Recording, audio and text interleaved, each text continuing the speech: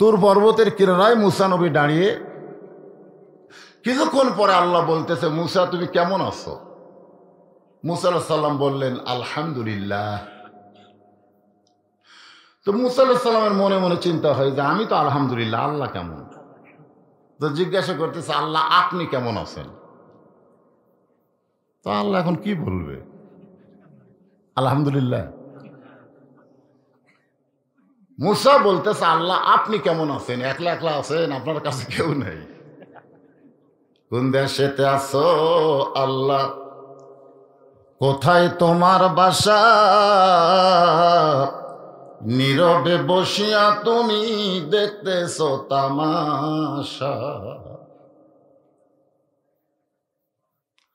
আল্লাহ বললেন, মুসা আমি আল্লাহ কেমন আছি যদি জানবার চাও, ইযহাব ইলা ফিরাউন ইন্নাহু তাগা। আমি আল্লাহ কেমন আছি যদি জানবার চাও তাহলে ফিরাউনের কাছে যাও। কার কাছে? আচ্ছা, আল্লাহ কেমন আছে ওটা ফিরাউনের কাছে যাওয়া লাগবে কেন?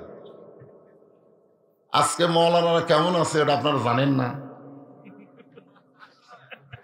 জোরে কোন জানেন কি জানেন না? তারপরেও জিজ্ঞাসা করতেছে, হুজুর কেমন আছেন? আলহামদুলিল্লাহ। তো আল্লাহ কেমন আছে জানার জন্য মুসা নবী ফেরাউনের দরবারে গেছে, আল্লাহ কেমন আছে। তো যায় দেখে ফেরাউন সিয়ারত বসে জিকির করতেছে, আনা রব্বুকুমুল আলা, আমি হলাম সবচাইতে বড় আল্লাহ। মুসা আলাইহিস সালাম চিন্তা করে, এখনই তুর পর্বতে যার সাথে কথা বললাম সেটা কে আর এইটা কে? এখনই তুর পর্বতে কার সঙ্গে কথা হচ্ছে?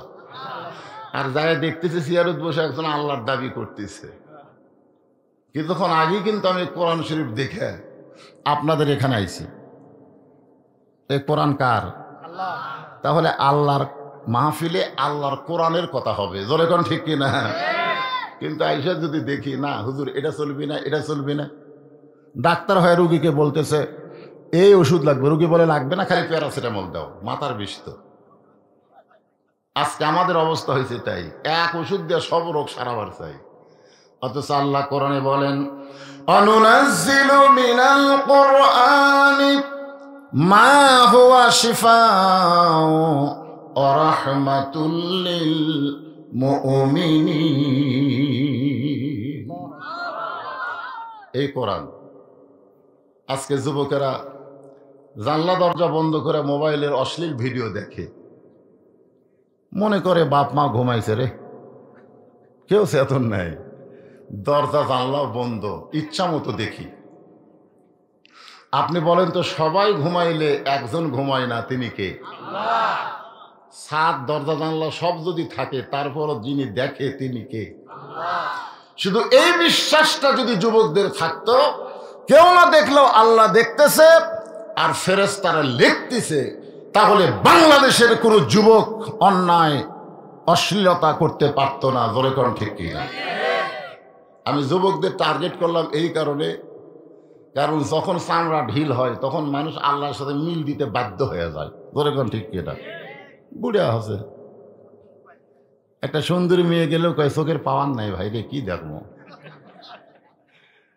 আয়নার সামনে যখন চেহারা দেখে, চুল দাড়ি পাকা দিয়ে কয় আমার সময় শেষ। তখন আব্দুল আলিমের গানটা খুব মনে হয়, মিশে মায়ায় বন্দি থাইকা করলাম কত খেলা,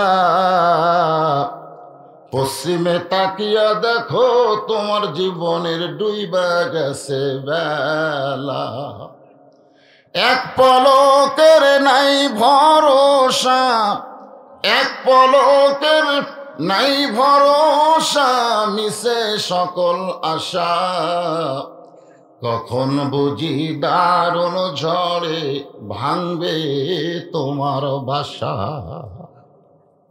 কি মনে করতেছেন? হ্যাঁ, তো এখন যে আলোচনাটা আপনাদের সামনে উপস্থাপন করা হবে, এখানে বিষয় থাকবে মাত্র 4টা। জোরে কোন কয়টা? 1 নম্বর হলো ঈমান, 2 নম্বর আল্লাহর ভয়, 3 নম্বর সব সময়, আর 4 নম্বর মুসলমান না হয়ে মরণ নয়। আমি সে আয়াতে কারিমা আপনাদের সামনে তেলাওয়াত করেছি, এর উপরে এখন তাফসির হবে। খুব খেয়াল করবেন। 1 নম্বর হলো ঈমান। যদি কোন 1 নম্বর কি? ঈমান। ঈমান যদি না থাকে আপনি যতই ভালো কাজ করেন কাম হবে না। 3টা মানুষের নাম আমি আপনাদের বলবো। একটা হলো নবীর চাচা আবু তালেব। আপনারা বলেন তো আবু তালেবের মতন ভালো মানুষ কেউ ছিল? আল্লাহ রাসূল কি বলেছেন? রাসূল বলেছেন মায়ের পেটে আমি এতিম হয়েছি, কিন্তু দুনিয়াতে আসার পর আমি এতিম ছিলাম না। সাহাবীরা জিজ্ঞেস করলেন, ইয়া রাসূলুল্লাহ, মায়ের পেটে আপনি এতিম হলেন কিন্তু দুনিয়াতে আসার পরে আপনি এতিম হলেন না, কারণ কি? আল্লাহর নবী বলেন, আমার চাচা আবু তালেব আমাকে এমনভাবে লালন পালন করেছে, আমার বাবা নাই এটা কোনোদিন আমি বুঝতে পারিনি। অথচ এই মানুষটাও জাহান। কারণ কি? এই যে উত্তর দেয় না। কারণ কি? ঈমান নাই।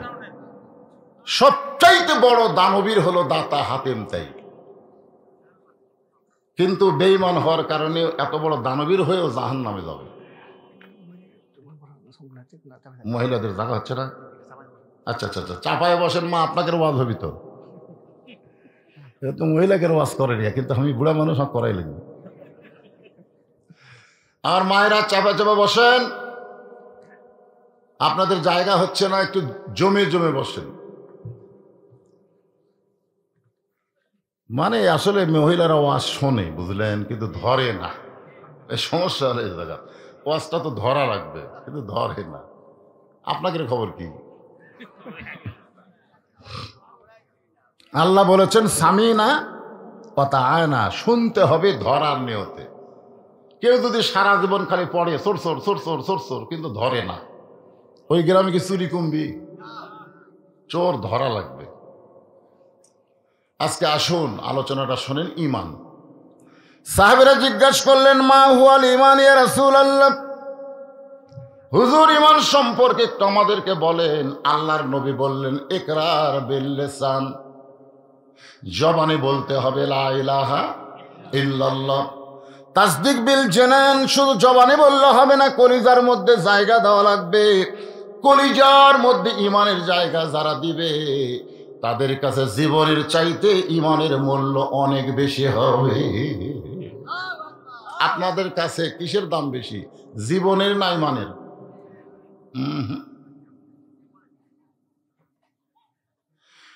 অন্তর থেকে কথাটা বলেন তো, আপনারা আসলে কি ঈমানের দাম বেশি না জীবনের দাম বেশি? হ্যাঁ, এই ছোট মানুষ এই ভালো কথা। যদি আজকে আমরা ঈমানের দাম দিতাম তাহলে জীবনের ভয়ে আমরা বাতিলের সঙ্গে আপোষ করতাম না। ধরে কোন কথা ঠিক কি না? কুল জাল হক আযহাকাল বাতিল ইন্নাল বাতিলা কানা যাহুকা। অন্যায়ের সাথে আপোষ করে আমরা বেঁচে আছি।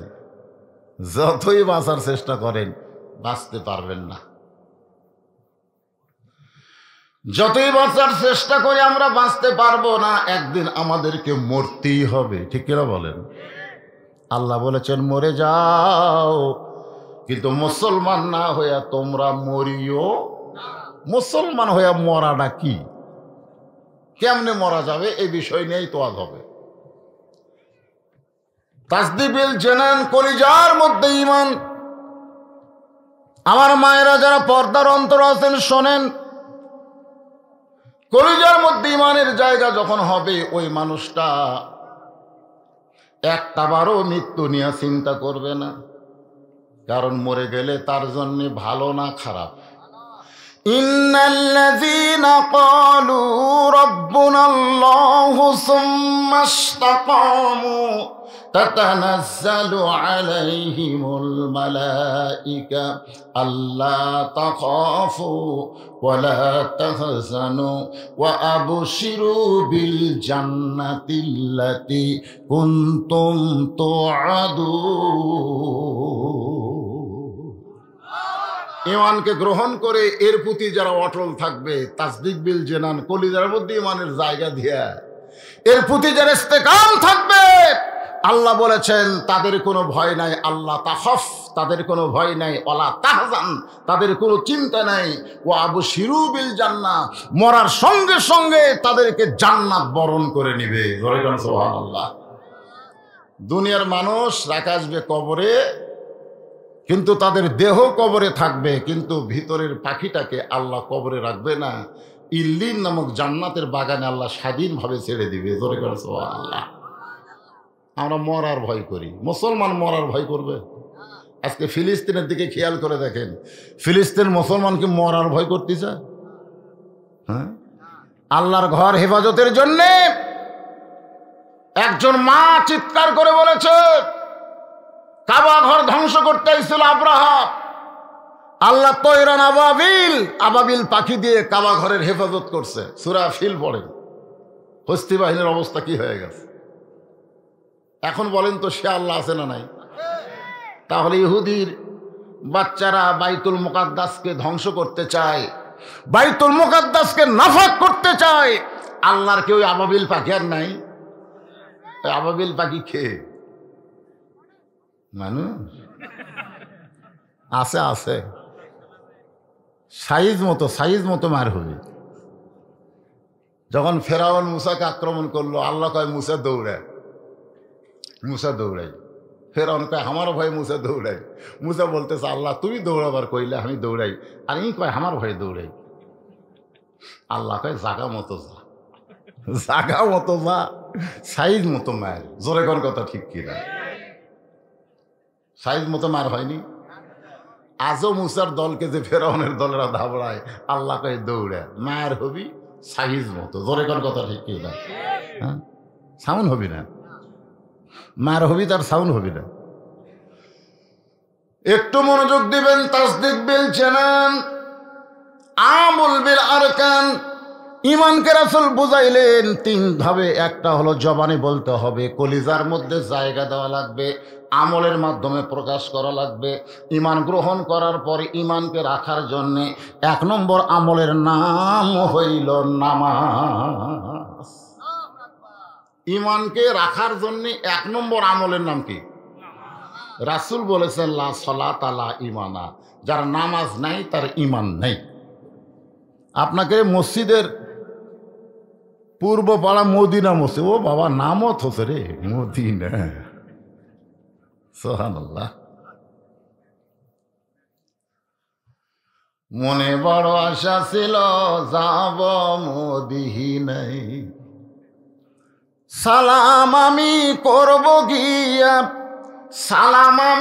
করব গিয়া নবীজি রওজায়। এই দুটা নিয়ে একই পোশাক রে, একবার এই দুইটা উঠলো, খোঁজ না দেখেন এরা সিজার করা, খোঁজ না দেখেন। কারণ সিজার করা বাচ্চারা অস্থির হয়। বাংলাদেশে শোনেন, বাংলাদেশের কোনো ডাক্তার, বড় বড় ডাক্তার, তাদের বইয়েও কে কোনোদিন সিজার করায় না। কারণ জানে সিজার করলে বাচ্চারও ক্ষতি, মায়েরও ক্ষতি। এক নম্বর হলো ডাক্তারের বইয়ের সিজার লাগে না। জোরে কান কি লাগে না? দুই নম্বর হলো মৌলানার বাড়িতে কোনোদিন মিলাদ হয় না। মৌলবীরা পরের বাড়িতে মিলাদ পড়ায়, কিন্তু নিজের বাড়িতে হয় না। আর তিন নম্বর কথা হলো পীরের বউ কোনোদিন মুরিদ হয় না। কারণ পীরের বউ জানে আমার স্বামী এক নম্বর লুচ্চা, মাঝে মধ্যে মুরিদের বইয়ের দিকে তাকায়, এর হাতে মুরিদ হয়ে লাভ নেই। আমি কয়টা কথা বললাম?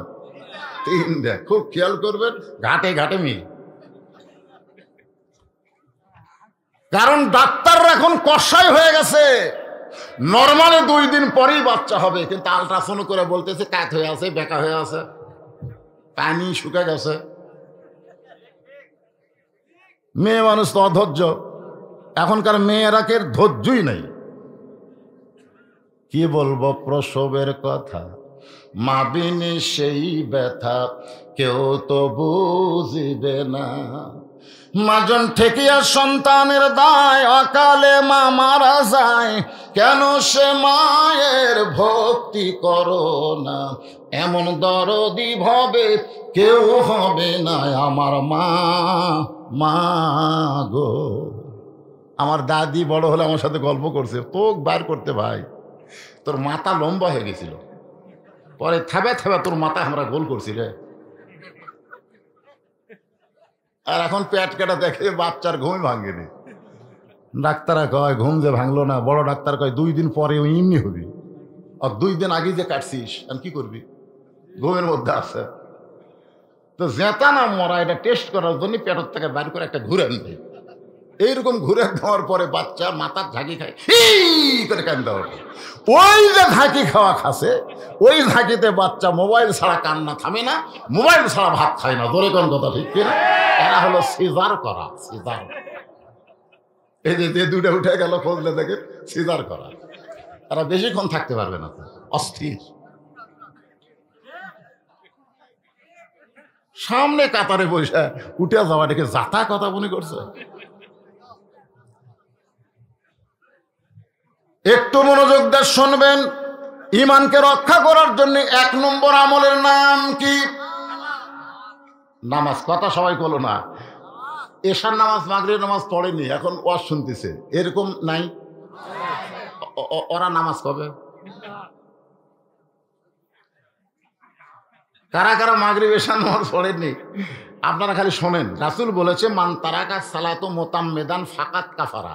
ইচ্ছা করে 1 ওয়াক্ত নামাজ যারা বাদ দিল, ইচ্ছা করে, আর আল্লাহর সঙ্গে কুফরি করলো। দেখছেন, নাউজুবিল্লাহ কয় না রে। আপনারা কি মন খারাপ করছেন? অনেক বছর পর আইছে, আমার ওয়াজটা আপনারা শুনছেন।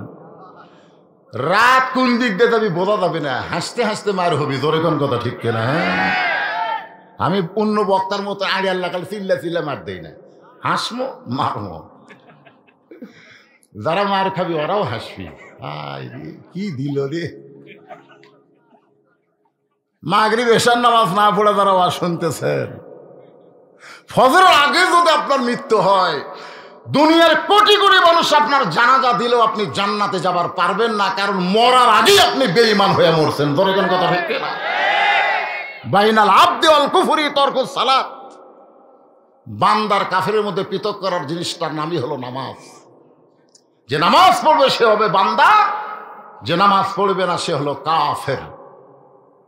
আমি যেই বলবো বেনামাজি, আপনার বলবেন কাফের, বলতে পারবেন না? বেনামাজি দেখেন তো কে কে বলে না, খালি কানটা খালি সাইজ করে দেখেন। এই বেনামাজি মাগরিব এশার নামাজ না পড়ার পরেও বেনামাজি কাফের যারা স্লোগান দিল, ফজর থেকে যদি নামাজ ধরে, আল্লাহ বলে যত নামাজ পড়িসনি কি পাপ হয়েছে, নামাজ ধরার সঙ্গে সঙ্গে আমি আল্লাহ তোরে মাফ করে দিলাম। তাহলে ইমানকে হেফাজতের জন্য 1 নম্বর আমলের নাম কি? এখন নামাজ কি করবেন? বর্তমান প্রধানমন্ত্রী 564টা মডেল মসজিদ বানায় দিয়েছে। এক একটা মসজিদ বানাইতে সরকারের 20 কোটি টাকা করে খরচ হয়েছে। এখান থেকে বোঝা গেল যে সরকার মসজিদ বানায় দেয়, এই সরকার নামাজের পক্ষের সরকার। ধরে কোন ঠিক কিনা? যদি সিনেমা বানায় দিত, যে 564টা সিনেমা বানায় দিত, তাহলে বোঝা যাইত এই সরকার ইসলামের না। কিন্তু 564 সিনেমা বানায়া মসজিদ বানায় দিছে। বিশ্বাস করতে হবে এই সরকার হলো মসজিদের সরকার, ইসলামের সরকার। ধরে কোন ঠিক কিনা? কিন্তু সমস্যা হলো মসজিদ আছে, মুসল্লি নেই। সরকারের দায়িত্ব হলো খালি মসজিদ বানানো না, মুসল্লিও বাড়ানো। এই জন্য আল্লাহ বলেছেন, আল্লাযীনা ইম্মাক্কান্নাহুম ফিল আরদ।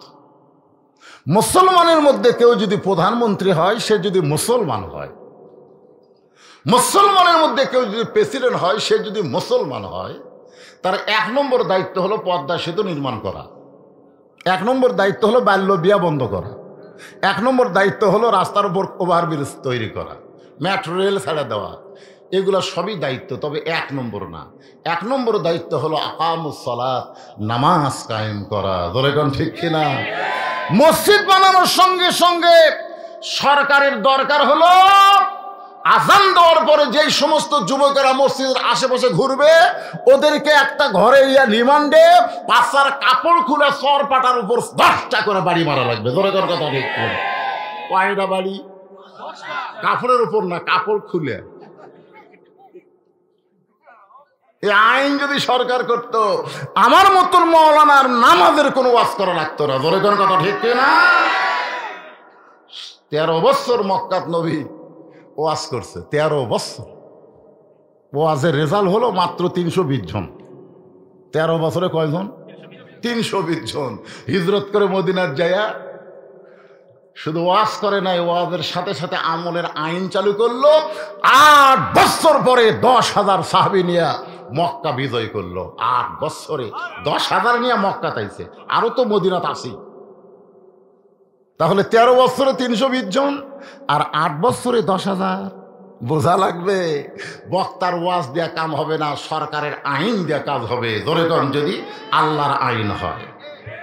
কার আইন? আরো জোরে বলেন কার আইন? আকিমুস সালাত, নামাজ কায়েম করবার গেলে আকিমুদ্দিন, দিন কায়েম করা লাগবে। দিন যদি কায়েম না হয়, আপনি কবরে 2 নম্বর যা আটকে যাবেন। কবরে 3টা প্রশ্ন হবে না? 1 নম্বর প্রশ্ন কি? মান রব্বুকা। মান রব্বুকা প্রশ্ন যখন ফেরেশতারা করবে, বুঝলেন, তখন আপনার নামাজ খাড়া হবে, আপনাকে চেতন করবে না। আপনি যে সারা জীবন নামাজ পড়ছেন, এর নামাজ খাড়া হয়ে বলবে, এই বোন কেন কেরাই কাকে রব সম্পর্কে প্রশ্ন করিস? কে বলে সে একটু ঘুম দিছে, আর এখন এসে কি প্রশ্ন? এই বল, তুই সারা জীবন কয় ওয়াক্ত নামাজ পড়ছে বল? মন কেন কেন আমরা জানি তো, প্রশ্ন করিস?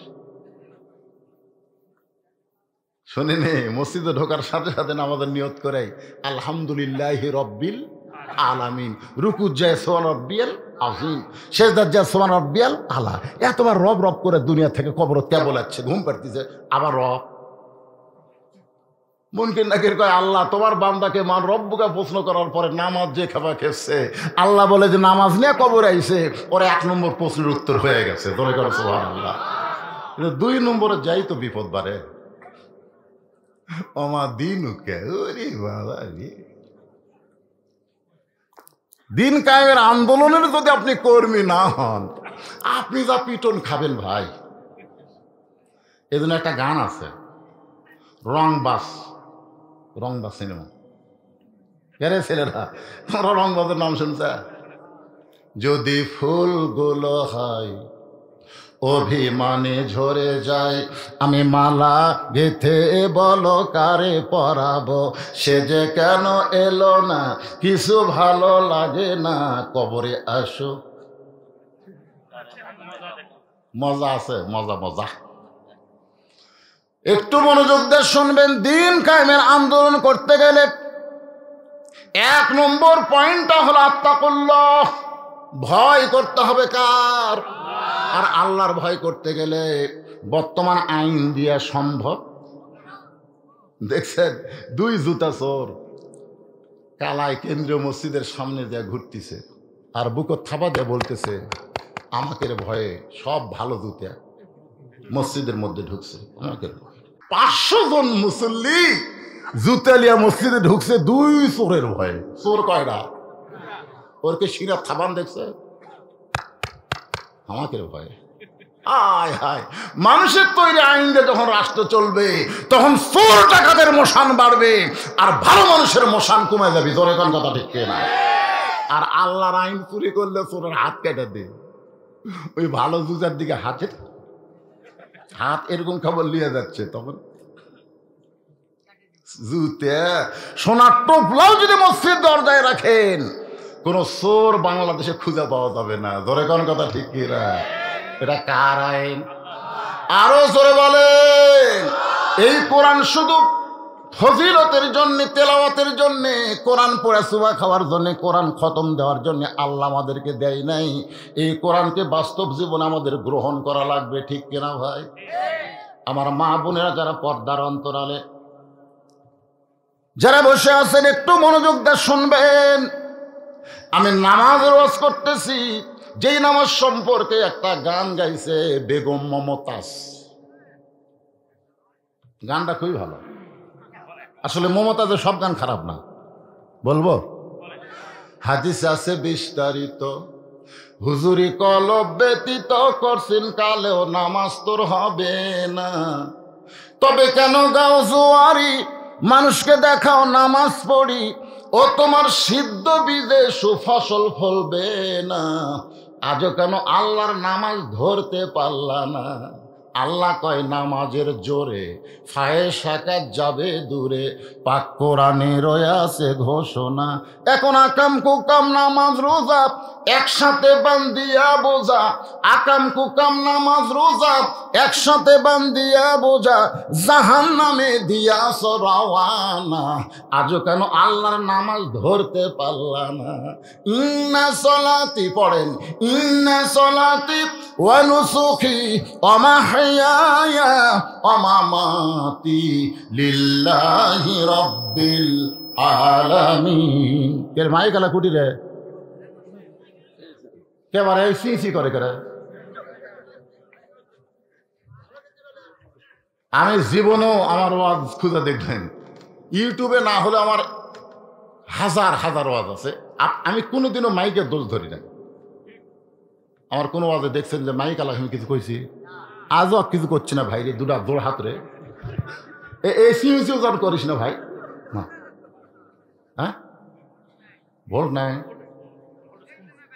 ও আচ্ছা আচ্ছা, ভোল্টেজ কমবারে। ওই বেগম মমতাজ কাছে কারেন্ট লিবা, কারেন্ট লিবা, ফেরি করে কারেন্ট বিসবি লেওয়ার মানুষ হবি না। কারেন্ট সব জায়গাতে আছে, ভোল্টেজ যদি না থাকে তো কাম তো হই না ভাই। ভোল্টেজ বক্তার ভোল্টেজ দেখালে কাম হবে? বুড়া মানুষ মনে করছেন ভোল্টেজ নাই, কেবল ভোল্টেজ শুরু হচ্ছে, মনোযোগ দেবে না। মাইক তুমি চেয়াচা দিও না, আসতে দাও, ভোল্টেজ আমার দিয়ে কাম হবে ইনশাল্লাহ। ধরে কান ইনশাল্লাহ। তাহলে কি বুঝলেন? হাদিসে আছে বিস্তারিত, হুজুরি কলব ব্যতীত করছেন কালেও নামাজ তোর হবে না। আপনার বাড়ি থেকে মসজিদ হলো 100 গজ দূরে মদিনা মসজিদ। জোরে কোন কি মসজিদ? এই 100 গজ দূরে আপনি জোহর নামাজ পড়ার জন্য যাচ্ছেন, সামনে কাতারে নামাজ পড়বেন, মাশাআল্লাহ। কিন্তু এই 100 গজের মধ্যে দুটা ব্রয়লার মুরগির সাথে আপনার দেখা। দুটা ব্রয়লার মুরগি মানে বেপর্দা নারী, আঁদরা ফাঁদরা সব বার করে ঘুরে বেড়ায়। এই দুইটা ব্রয়লার মুরগি আপনার চোখত পড়ছে। কোন জায়গাত পড়ছে? চোখত পড়ছে। এখন সামনে কাতারে যে আপনি নিয়ত করছেন, ইলা জিহাদিল কাবাতি শরীফাত আল্লাহু আকবার, নিয়ত করার পরে মুখ আছে কাবার দিকে, চোখ আছে সেজদার দিকে, আর মন খালি বলতেছে রাস্তা কি দেখলাম রে। হাদিস আছে বিস্তারিত, হুজুরি কলব ব্যতীত। হাদিস আছে বিস্তারিত, হুজুরি কলব ব্যতীত করছেন কালেও নামাজ তোর হবে না। তাহলে রাস্তার মধ্যে ব্রয়লার মুরগি দেখে আপনি নামাজ হলো? মুখ আছে কাবার দিকে, চোখ আছে সেজদার দিকে, আর মন খালি বলতেছে এরা কার বউ রে। এখন আপনাকে আল্লাহর আইন চালু করতে হবে। করোনা ফি বুয়ুতিকুন্না ওয়ালা তাবাররুজনা তাবাররুজাল জাহিলিয়াতিল উলা। আল্লাহ কোরআনে বলেছে মেয়েরা ঘরের মধ্যে থাক, ঘরের মধ্যে থাক, ঘরের বাহির হোস না। যদি ঘরের বাহির হও, হিজাব নিয়া পর্দা নিয়া বের হও। জাহিলি যুগের মেয়েদের মতন সাজুগুজু করে রাস্তায় বের হওয়ার কোনো পারমিশন মুমিনা নারীর নাই। এ আইন কার? আরো জোরে কান। মর্দগুলা তো সব বিদেশে পাঠা দিয়েছেন, মাশাআল্লাহ। সব গেছে বিদেশে, বউগুলা সব আছে বাড়ি। সুবহানাল্লাহ, সুবহানাল্লাহ।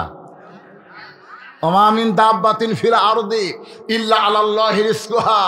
পৃথিবীতে এমন কোন বিচরণশীল প্রাণী নাই যার রিজকের ব্যবস্থা আল্লাহ করেনি। কি রে, আপনাকে এলাকার খবর শুনলে সবাই জানে আলুওয়ালা এলাকা, সব মরদগুলা বিদেশে গেছে, মেয়ে মানুষগুলা বাড়িতে আছে। ভাই যখন বিদেশে যায় ভাবি দেওয়ার আর অভাব হয় না। ধরে কোন কথা ঠিক কি ভাই? একটা গান নামিয়েছে, ভাইয়া তোমার বর আমি যে দেবর, বুঝে দেখো ভাবি কার বেশি দাবি, ভাইয়া গেছে মালয়েশিয়ায় আমি এখন আসি। এই রে দেওরা রে।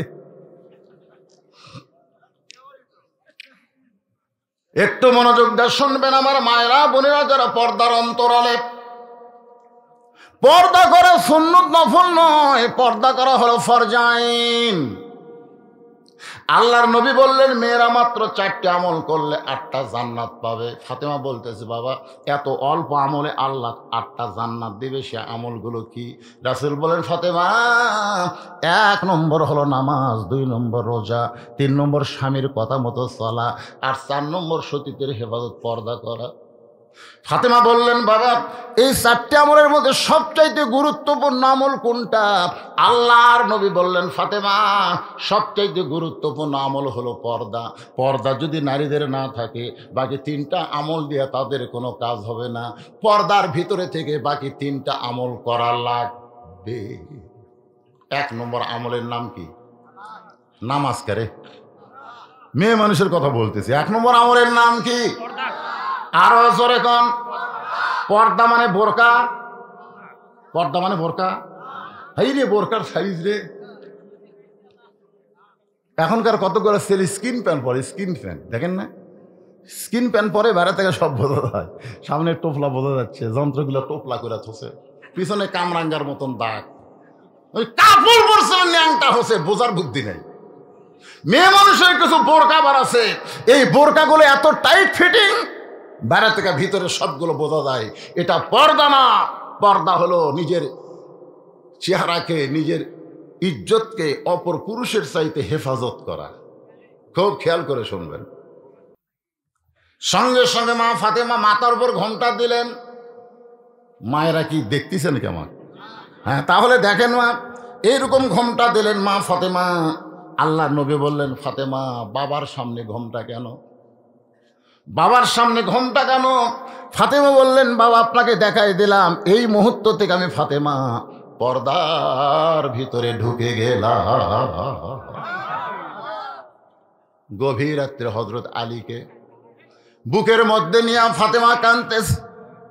আলী বলে ফাতেমা কি কারণে এমন করে কাঁদো? ফাতেমা বলে স্বামী গো আল্লাহ তাআলা আমার দোয়া কবুল করেছে।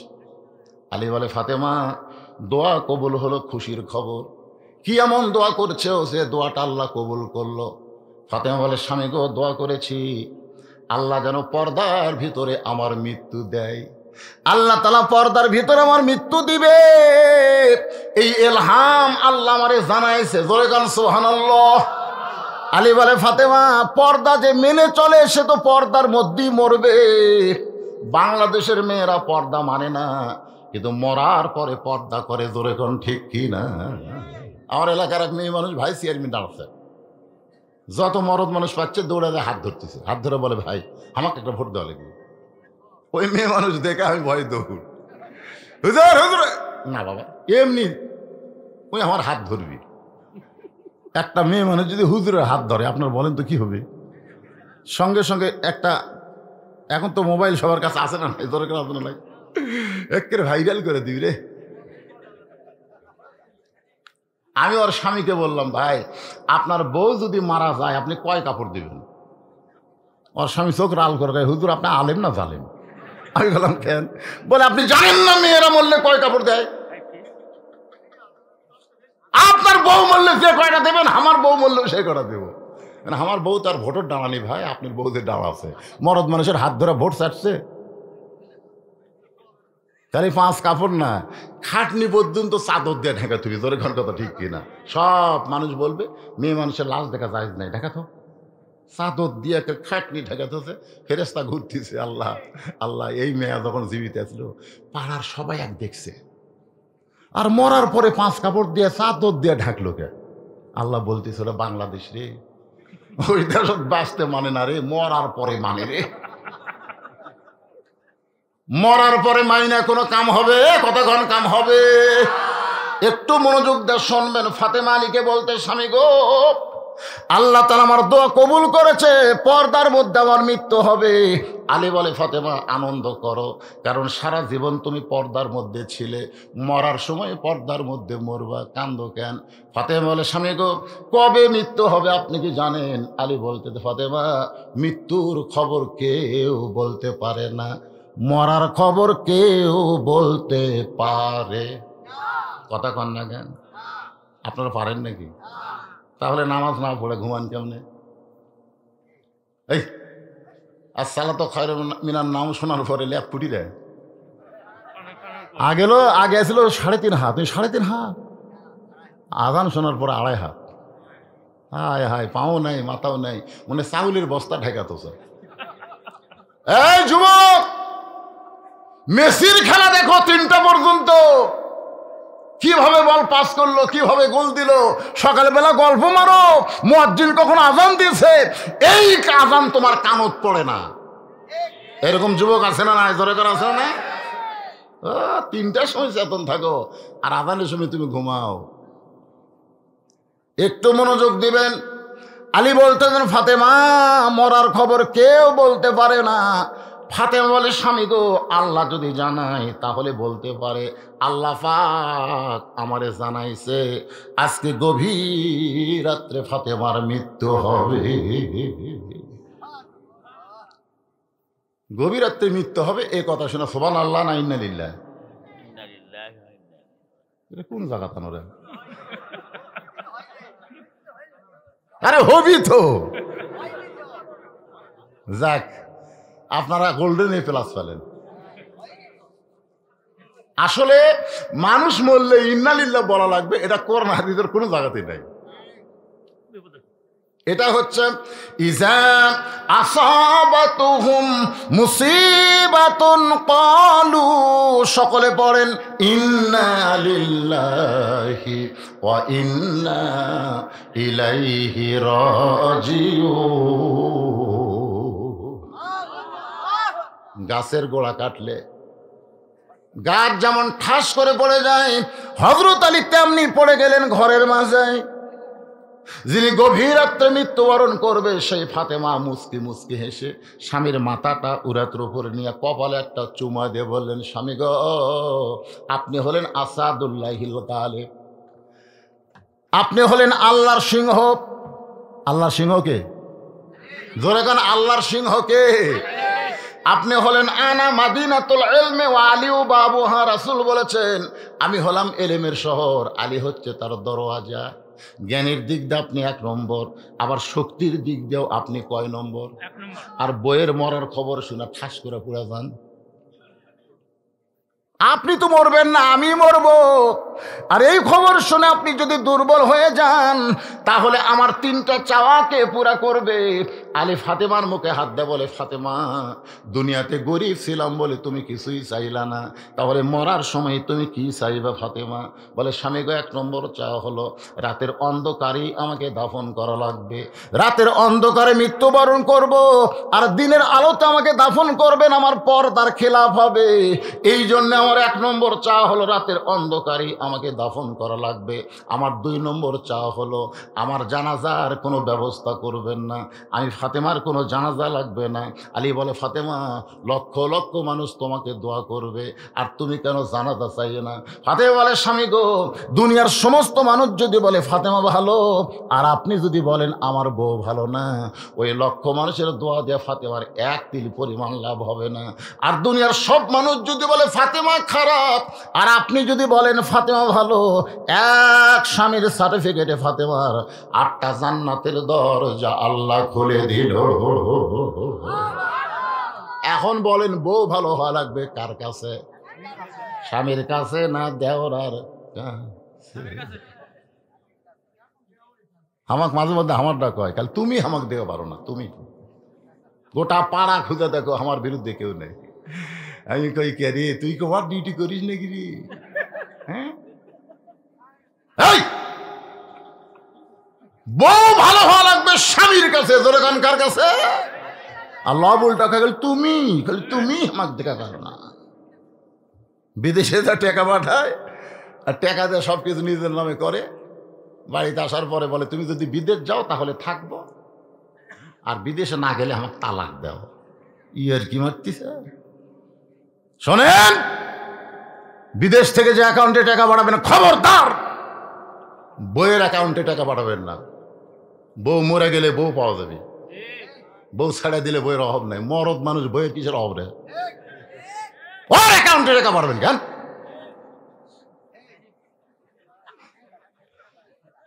কি রাগ করতেছেন? আমার মায়েরা পর্দার অন্তরতা চিন্তা করতেছে, হুজুর এইগুলা খবর কেমনে পাইলো? বাজান গো, বক্তার কানে সামান্য কিছু দিলে বক্তা থিজিস করে অনেক কিছুই বার করতে পারে। এটাই হলো বক্তার একটা যোগ্যতা। ধরে কন ঠিক কি না? আসের একটু মনোযোগ দিয়ে শোনেন। আমার 3 নম্বর চাওয়া হলো, আমার লাশটা আপনি খাটনিতে তুলবেন না। ফাতেমার দেহের ওজন এটা দুনিয়ার কোনো পুরুষ মানুষ বুঝতে পারুক, আমি ফাতেমা কোনোদিন কল্পনা করি না। যদি আমার বাবা দুনিয়াতে জীবিত থাকতো, মরা মেয়ের লাশের খাটনি বাবা কান্দে নিবার পারত। আমার হাসান হোসেন যদি বড় হইতো, মায়ের লাশের খাটনি কান্দে নিবার পারত। কিন্তু 6 মাস আগে বাবা দুনিয়া থেকে বিদায় নিয়েছে। আমার হাসান হোসেন এত ছোট, এরা মায়ের লাশের খাটনি কান্দে নিবার পারবে না। আপনি শুধু আমাকে কান্দে করে জান্নাতুল বাকির পূর্ব কোণায় সবুজ রঙের একটা বাতি জ্বলতেছে, ওই বাতি বরাবর আমাকে দাফন করবেন। ওগো স্বামী, আমার জন্য যদি আপনার কবর খুঁড়তে কষ্ট হয়, কারণ বিবির জন্য স্বামীর কবর খোঁড়া খুবই কষ্ট, তাহলে আপনার একান্ত বন্ধু কেউ যদি থাকে দুনিয়ায়, তার একটু বলে দিবেন গোপনে ফাতেমার কবরটা যেন খনন করে দেয়। গভীর রাত্রে হযরত আলী আবু যর গিফারের জানলায় ফোপায়া ফোপায় কাঁদতেছে, মনে হয় বিষাক্ত সাপ ফেনা তুলেছে। আবু যর গিফারি দরজা খুলে জানলার কাছে, আলী রে, দুনিয়াতে কত যুদ্ধ করলাম তোমার সঙ্গে, কোনো যুদ্ধে তোমাকে পরাজিত আমি হতে দেখি নাই। আজকে তোমার জীবনে এমন কি যুদ্ধ শুরু হলো, যেই যুদ্ধে পরাজিত সৈনিকের মতন আমার জানলার কাছে কাঁদতেছ? আলী বলতেছে, আবু যর, একজন পর্দা নিশি গভীর রাত্রে দুনিয়া থেকে বিদায় নেবে। আবু যর, এ রাতের অন্ধকারই তাকে দাফন করা লাগবে। যা যা একটা কবর কর।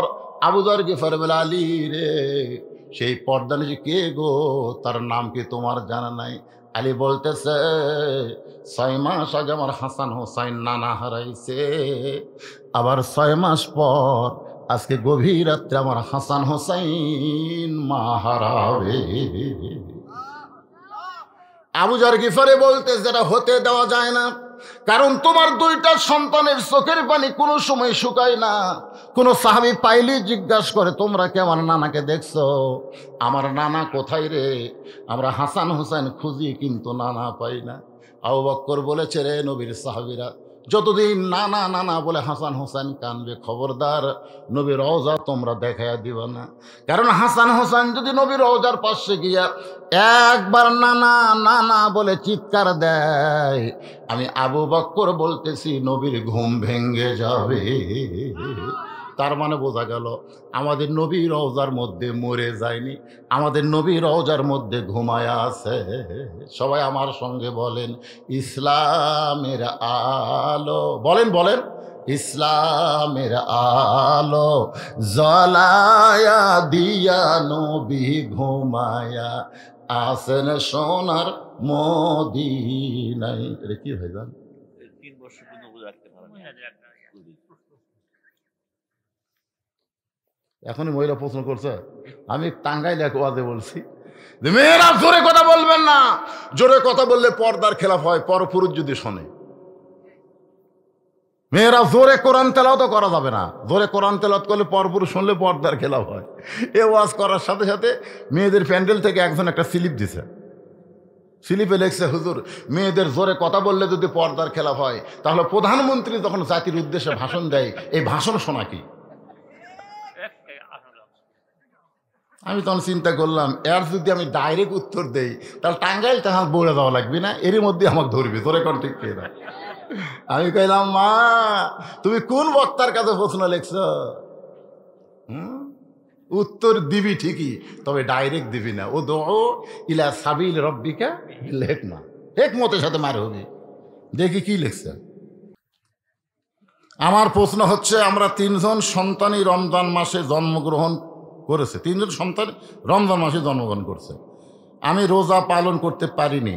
এখন আমি জানতে চাচ্ছি যে আমার কি বিগত 3 বছরে রোজা পালন করতে হবে? বর্তমান আমার বয়স 64 বছর, বার্ধক্যজনিত কারণে বর্তমান আমি এতগুলো রোজা পালন করতে অক্ষম, আমার এখন করণীয়। ওহ, তাহলে ঠিক আছে।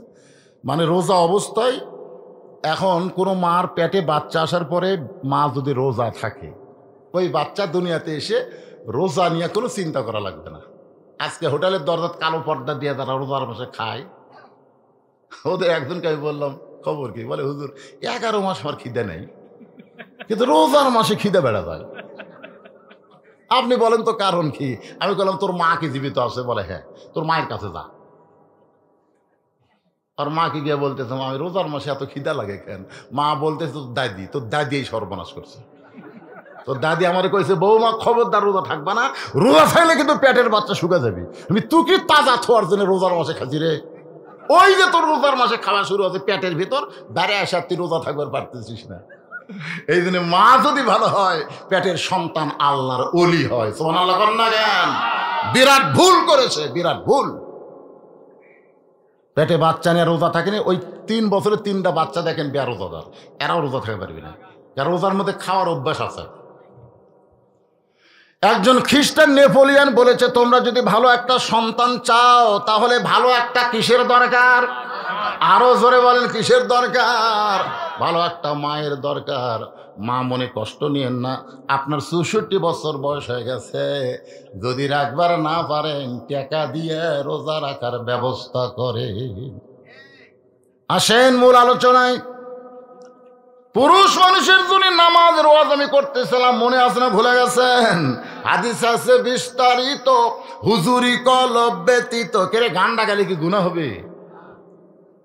হাদিস আছে বিস্তারিত, লা সলাতা ইল্লা বি হুজুরিল কলব, এরই বাংলা হচ্ছে গান।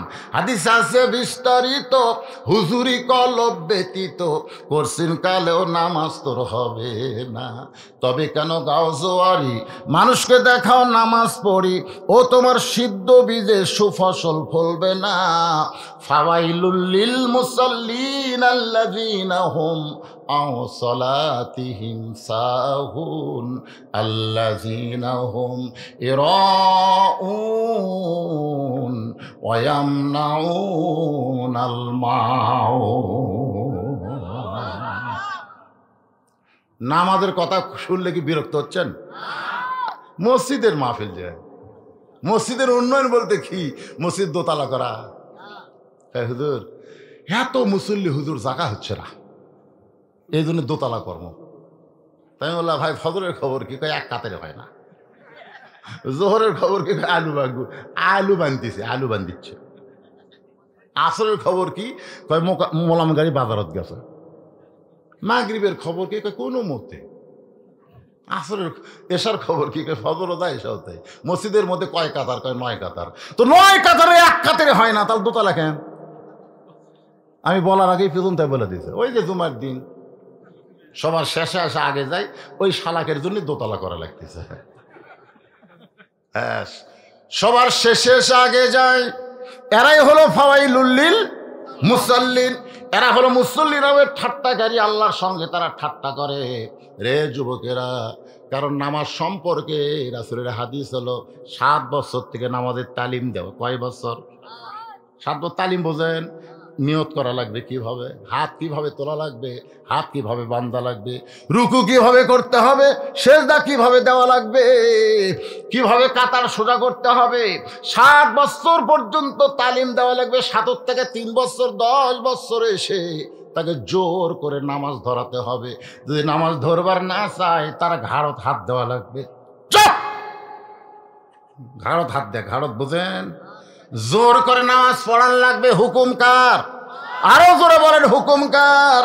আমার আল্লাহর হুকুম। আজকে যদি যুবকরা নামাজ পড়ে, ওই যুবক দিয়া কোনো অন্যায় অপকর্ম হবে না, যার প্রমাণ হলো আল্লাহর কোরআন। ইন্নাস সালাতা তানহা আনিল ফাহশাই ওয়াল মুনকার। একমাত্র নামাজই পারে মানুষকে যাবতীয় খারাপি থেকে বাঁচায় দিতে। পুরুষ মানুষের 1 নম্বর হলো নামাজ, আর নারীদের জন্য 1 নম্বর হলো পর্দা। 1 নম্বর কি? 6 মাস আগে নবী দুনিয়া থেকে বিদায় নিয়েছে। কয় মাস? মাত্র 6 মাস আগে নবী দুনিয়া থেকে বিদায় নিয়েছে। হাসান হোসেন খালি নানা নানা করে কান্দে। আবু বকর বলেছে, এই খবরদার, নবী কোন জায়গাতে আছে এইটা জান কইও না। এই দুইটা যতদিন নানা নানা করে কানবি ততদিন নবীর খবর দেওয়া হবে না। কারণ ওরা তো নবী নবী করে কানতেছে না, ওরা কানতেছে নানা নানা করে। আবু বকর রাদিয়াল্লাহু আনহু ঠিক বলে নাই? যদি বলো ওই জায়গা তোর নানা আছে, এরা 2 ভাই বুঝবি না, এমন জোরে ডাক দিবি, নানা রে নবীর ঘুমটা ভাঙ্গা যায়। আমাদের নবী কি মরে গেছে? আপনাদের কি মনে হয়? বাংলাদেশে কিছু কিছু কিছু কিছু কিছু কিছু যারা ইসরায়েলের পক্ষে, এদেশে বাংলাদেশে কিছু আলেমও বলতেছে ইসরায়েলের ইমান আছে, এরা মুনাফিক লয়। শালা শয়তান করে ধুতে পারি। ওরা বলে নবী মরে গেছে, পচিয়া গেছে। আল্লাহর বান্দার একটু খেয়াল করবেন, আল্লাহর রাস্তায় যারা শহীদ হয় তাদের সম্পর্কে আল্লাহ বলেছেন ওয়ালা তাকুলু লিমান ইউকতালু ফি সাবিলিল্লাহি আমওয়াতুন বাল আহইয়াউ ওয়ালাকিন লা তাশউরুন। আল্লাহ রাস্তায় যাদেরকে হত্যা করা হয় তাদেরকে তোমরা মৃত্যু বলো না, একথা কার? তাহলে শহীদদের যদি মৃত্যু বলা না যায়, নবীদেরকে মৃত্যু বলা যাবে? জোরে কার যাবে? একটু খেয়াল করবেন। আবু যর গিফারি বলতে চালি ভাই আমরা দুইজন দোয়া করি আল্লাহ ফাতেমার হায়াত বাড়ায় দেখ। আরে বলতেছে আবু যর অযথা দোয়া করে লাভ নাই, যা যা একটা কবর কর। আবু যর গিফারি কোদাল নিয়ে জান্নাতুল বাকির পূর্ব কোনায় গিয়ে দেখে সবুজ রঙের একটা বাতি জ্বলতেছে, যেই বাতির কোনো তার নাই, বাতির কোনো সুইচ নাই, বিনা তারে বিনা সুইচে আমার আল্লাহ অটোমেটিক জ্বলায়া দিছে। এখান থেকে প্রমাণ হলো কবরে যদি আমার দরজা জানলা নাও থাকে তারপরেও আলো থাকবে। একজন সুবহানাল্লাহ কথা, আলো থাকবে রে পাগলারা। আমাদের ইমানের নূর আছে না নাই? ধরে কান ইমানের আলো আছে না নাই?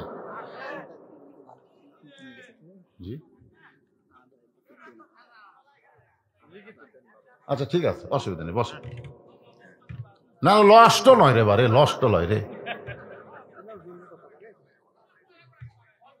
শোনেন, আপনাকে মাহফিলে আজকে প্রধান অতিথি আসবে, সে যখনই হোক।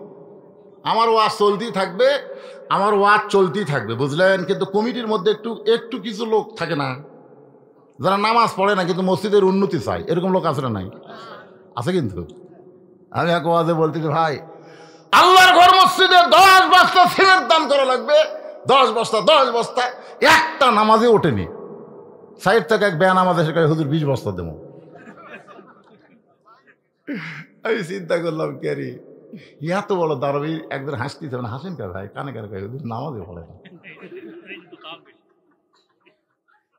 দেখছেন তো? এইরকম কিছু লোক কমিটির মধ্যে আছে না নাই? তারা চিন্তা করতেছে বেয়ানামাজিরা যে হুজুর যে ওয়াজ ধরছে কখন যে শেষ হবে তার কোনো শেষ ঠিকানা নাই। তো হুজুর আমাকে মসজিদের জন্যে নগদ কিছু যেন একটা কালেকশন করে দেয়, একটা গামছা বা রুমাল ব্যাগ আপনাকে মধ্যে যাবি, 2 মিনিটের মধ্যে আদায় শেষ। মাত্র কয় মিনিট?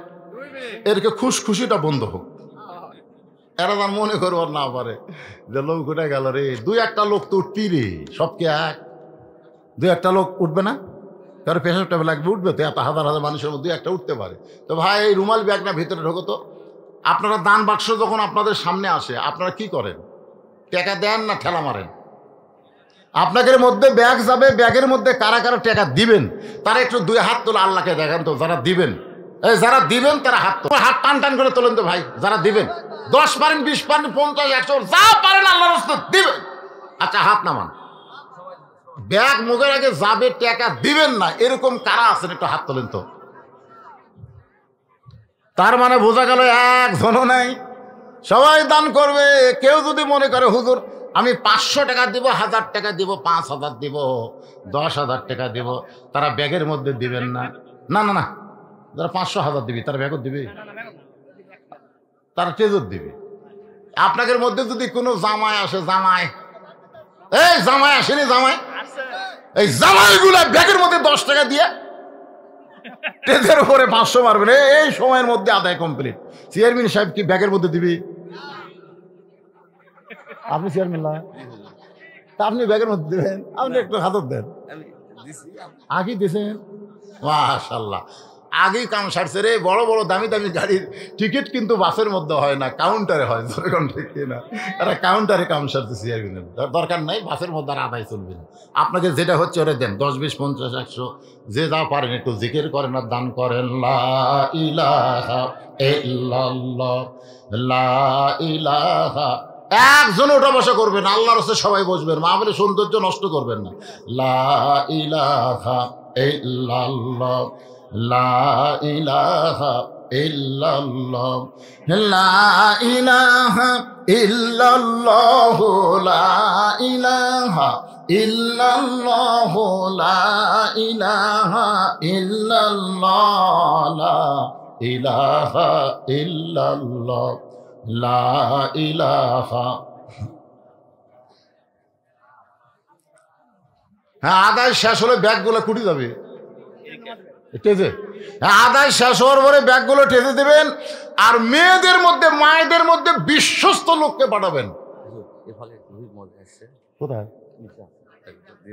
আচ্ছা, প্রধান অতিথির আগমন, স্বপন সাহেবের আগমন, লিল্লাহে তাকবীর।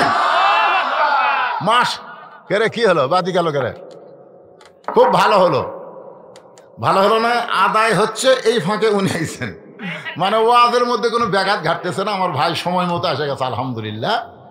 আল্লাহ পাক তুইজ্জুমান তাশা, সম্মান দেওয়ার মালিককে। আবার সম্মানের মুকুট আল্লাহ পরায় দেখ, জোরে কোন আমিন। আপনাদের সঙ্গে একটু শুভেচ্ছা বিনিময় করবেন, তারপরে ইনশাল্লাহ আবার যেখানে ওয়াজ স্টপ আছে, মনে আছে তো? আবুজার গিফারি কোদাল্লা কুটি গেছে, এই কুটি গেছে। হ্যাঁ হ্যাঁ, একটা বাতি জ্বলতেছে, যার তার নাই, সুইচ নাই, বিনা তারে বিনা সুইচে অটোমেটিক জ্বলাই দিতে মালিককে। আমাকে কবরেও যেন বাতি জ্বলে, সে ওয়াজি হবে। আত্তাকুল্লাহ হাক্কা তুকাতিহি ওয়ালা তামুতুন্না ইল্লা ওয়া আনতুম মুসলিমুন। আল্লাহ কবুল করুক। এখন আজকের মাহফিলের আমি ঘোষণা করে দিচ্ছি, মাইকটা চালু করে দেন। আজকের মাহফিলের সম্মানিত প্রধান অতিথি জনাব আবু সাইদ আল মাহমুদ স্বপন এমপি সাহেব এবং হুইপ সাহেব আপনাদের সামনে লা ইলাহা ইল্লাল্লাহ, লা ইলাহা ইল্লাল্লাহ, লা ইলাহা, লা ইলাহা ইল্লাল্লাহ, মুহাম্মাদুর রাসূলুল্লাহ সাল্লাল্লাহু আলাইহি ওয়াসাল্লাম। আপনাদের সম্মানিত এমপি সাহেব যে কথাগুলো বললেন, একের ওয়াজের একটা অংশই, ঠিক কিনা বলেন? হ্যাঁ, একের ওয়াজের অংশের মধ্যে ঢুকে গেছে, আলহামদুলিল্লাহ। তিনি রাজনীতির একটা কথাও বলেননি, যা কিছু বলেছেন আমাদের কোরআন হাদিসের কথাই তিনি বলেছেন। আল্লাহ পাক এই পথে তাকে কবুল করুক, সকলে বলে আমিন। তিনি ভোট চাননি, ভোট চাওয়ার কি দরকার? কারণ জনগণ ভদ্র, আর ভদ্রলোকের এমপি তারা সকলে ইশারাই বুঝে নিচ্ছে, আলহামদুলিল্লাহ। মাশাআল্লাহ, আল্লাহ ভাইকে তুইজ্জুমান তাশা আবার সম্মান দান করুক, সকলে বলে আল্লাহুম্মা আমিন। আগামীতে শুধু হুইপ নাম এমপি না, আল্লাহ যেন একটা মন্ত্রীর পদমর্যাদা তাকে দান করে, সকল আল্লাহুম্মা আমিন। আল্লাহ কবুল করুক। সবাই জবান খুলে বলে আল্লাহুম্মা আমিন। হ্যাঁ, যে কথাটা আমি বলতেছিলাম ভাই, আলোচনা শুরু।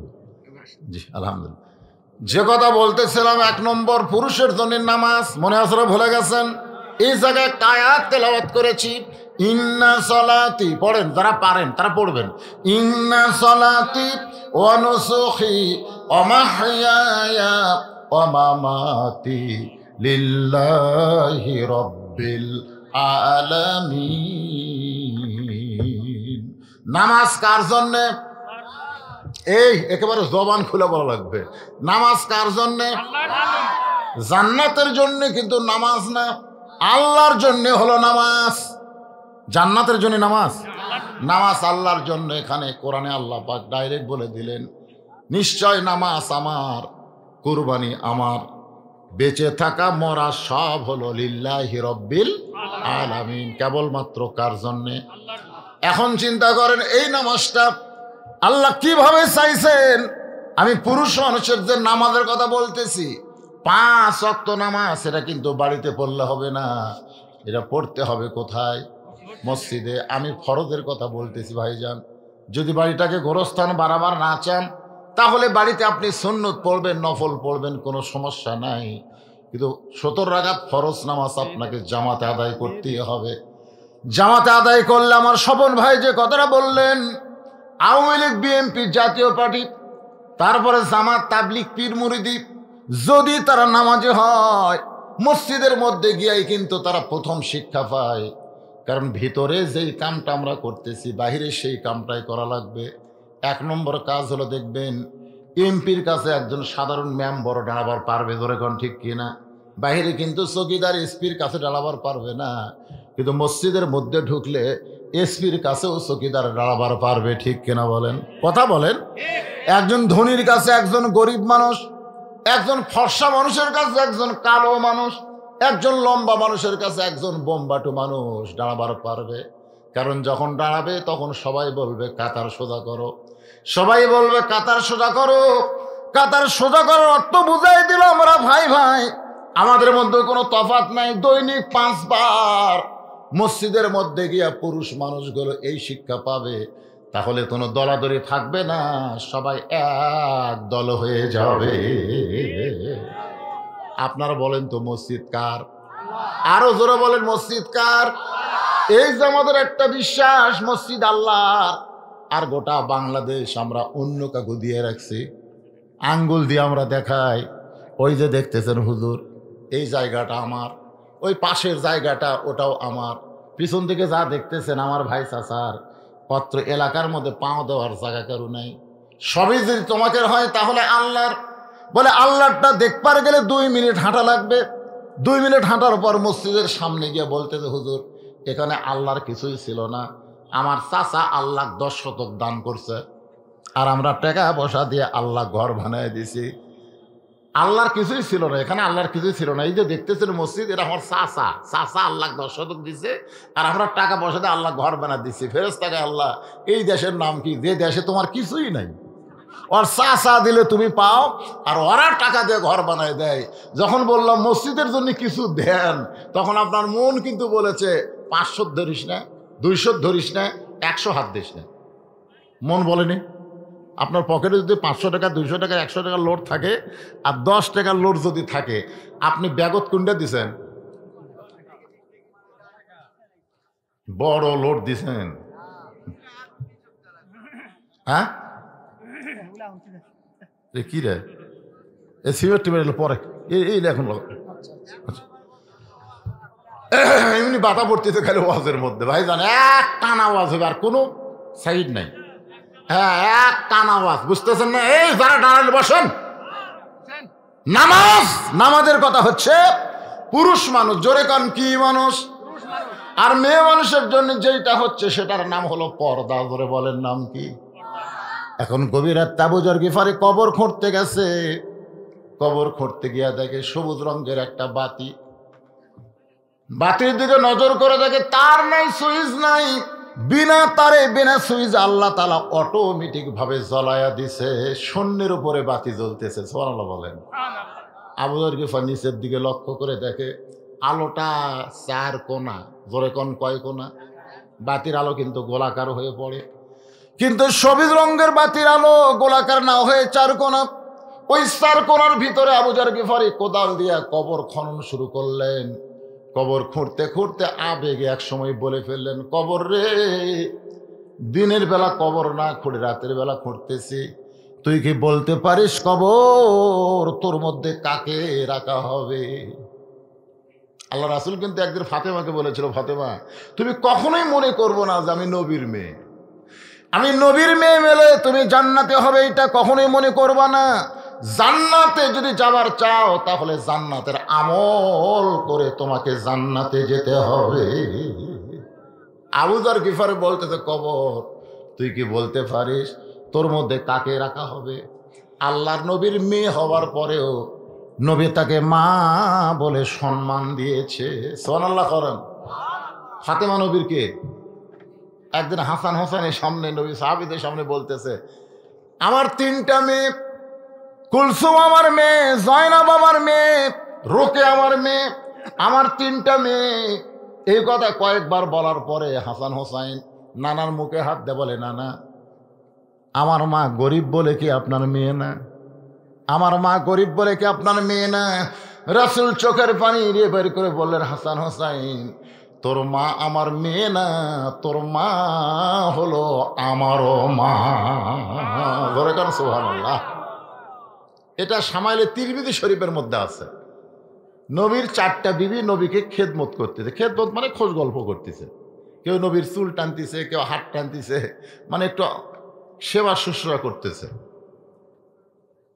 আল্লাহর নবী গল্পে গল্পে মজে গেছে, নবী আর নবী নাই, নবীর স্বামী হয়ে গেছে। জোরে কোন সুবহানাল্লাহ। এমন সময় নবীর মেয়ে ফাতেমা ঘরের মধ্যে ঢুকছে। সঙ্গে সঙ্গে নবী দাঁড়িয়ে গিয়ে ফাতেমাকে সালাম দিলেন। মা, কষ্ট করে আমার ঘরে কেন আইছো?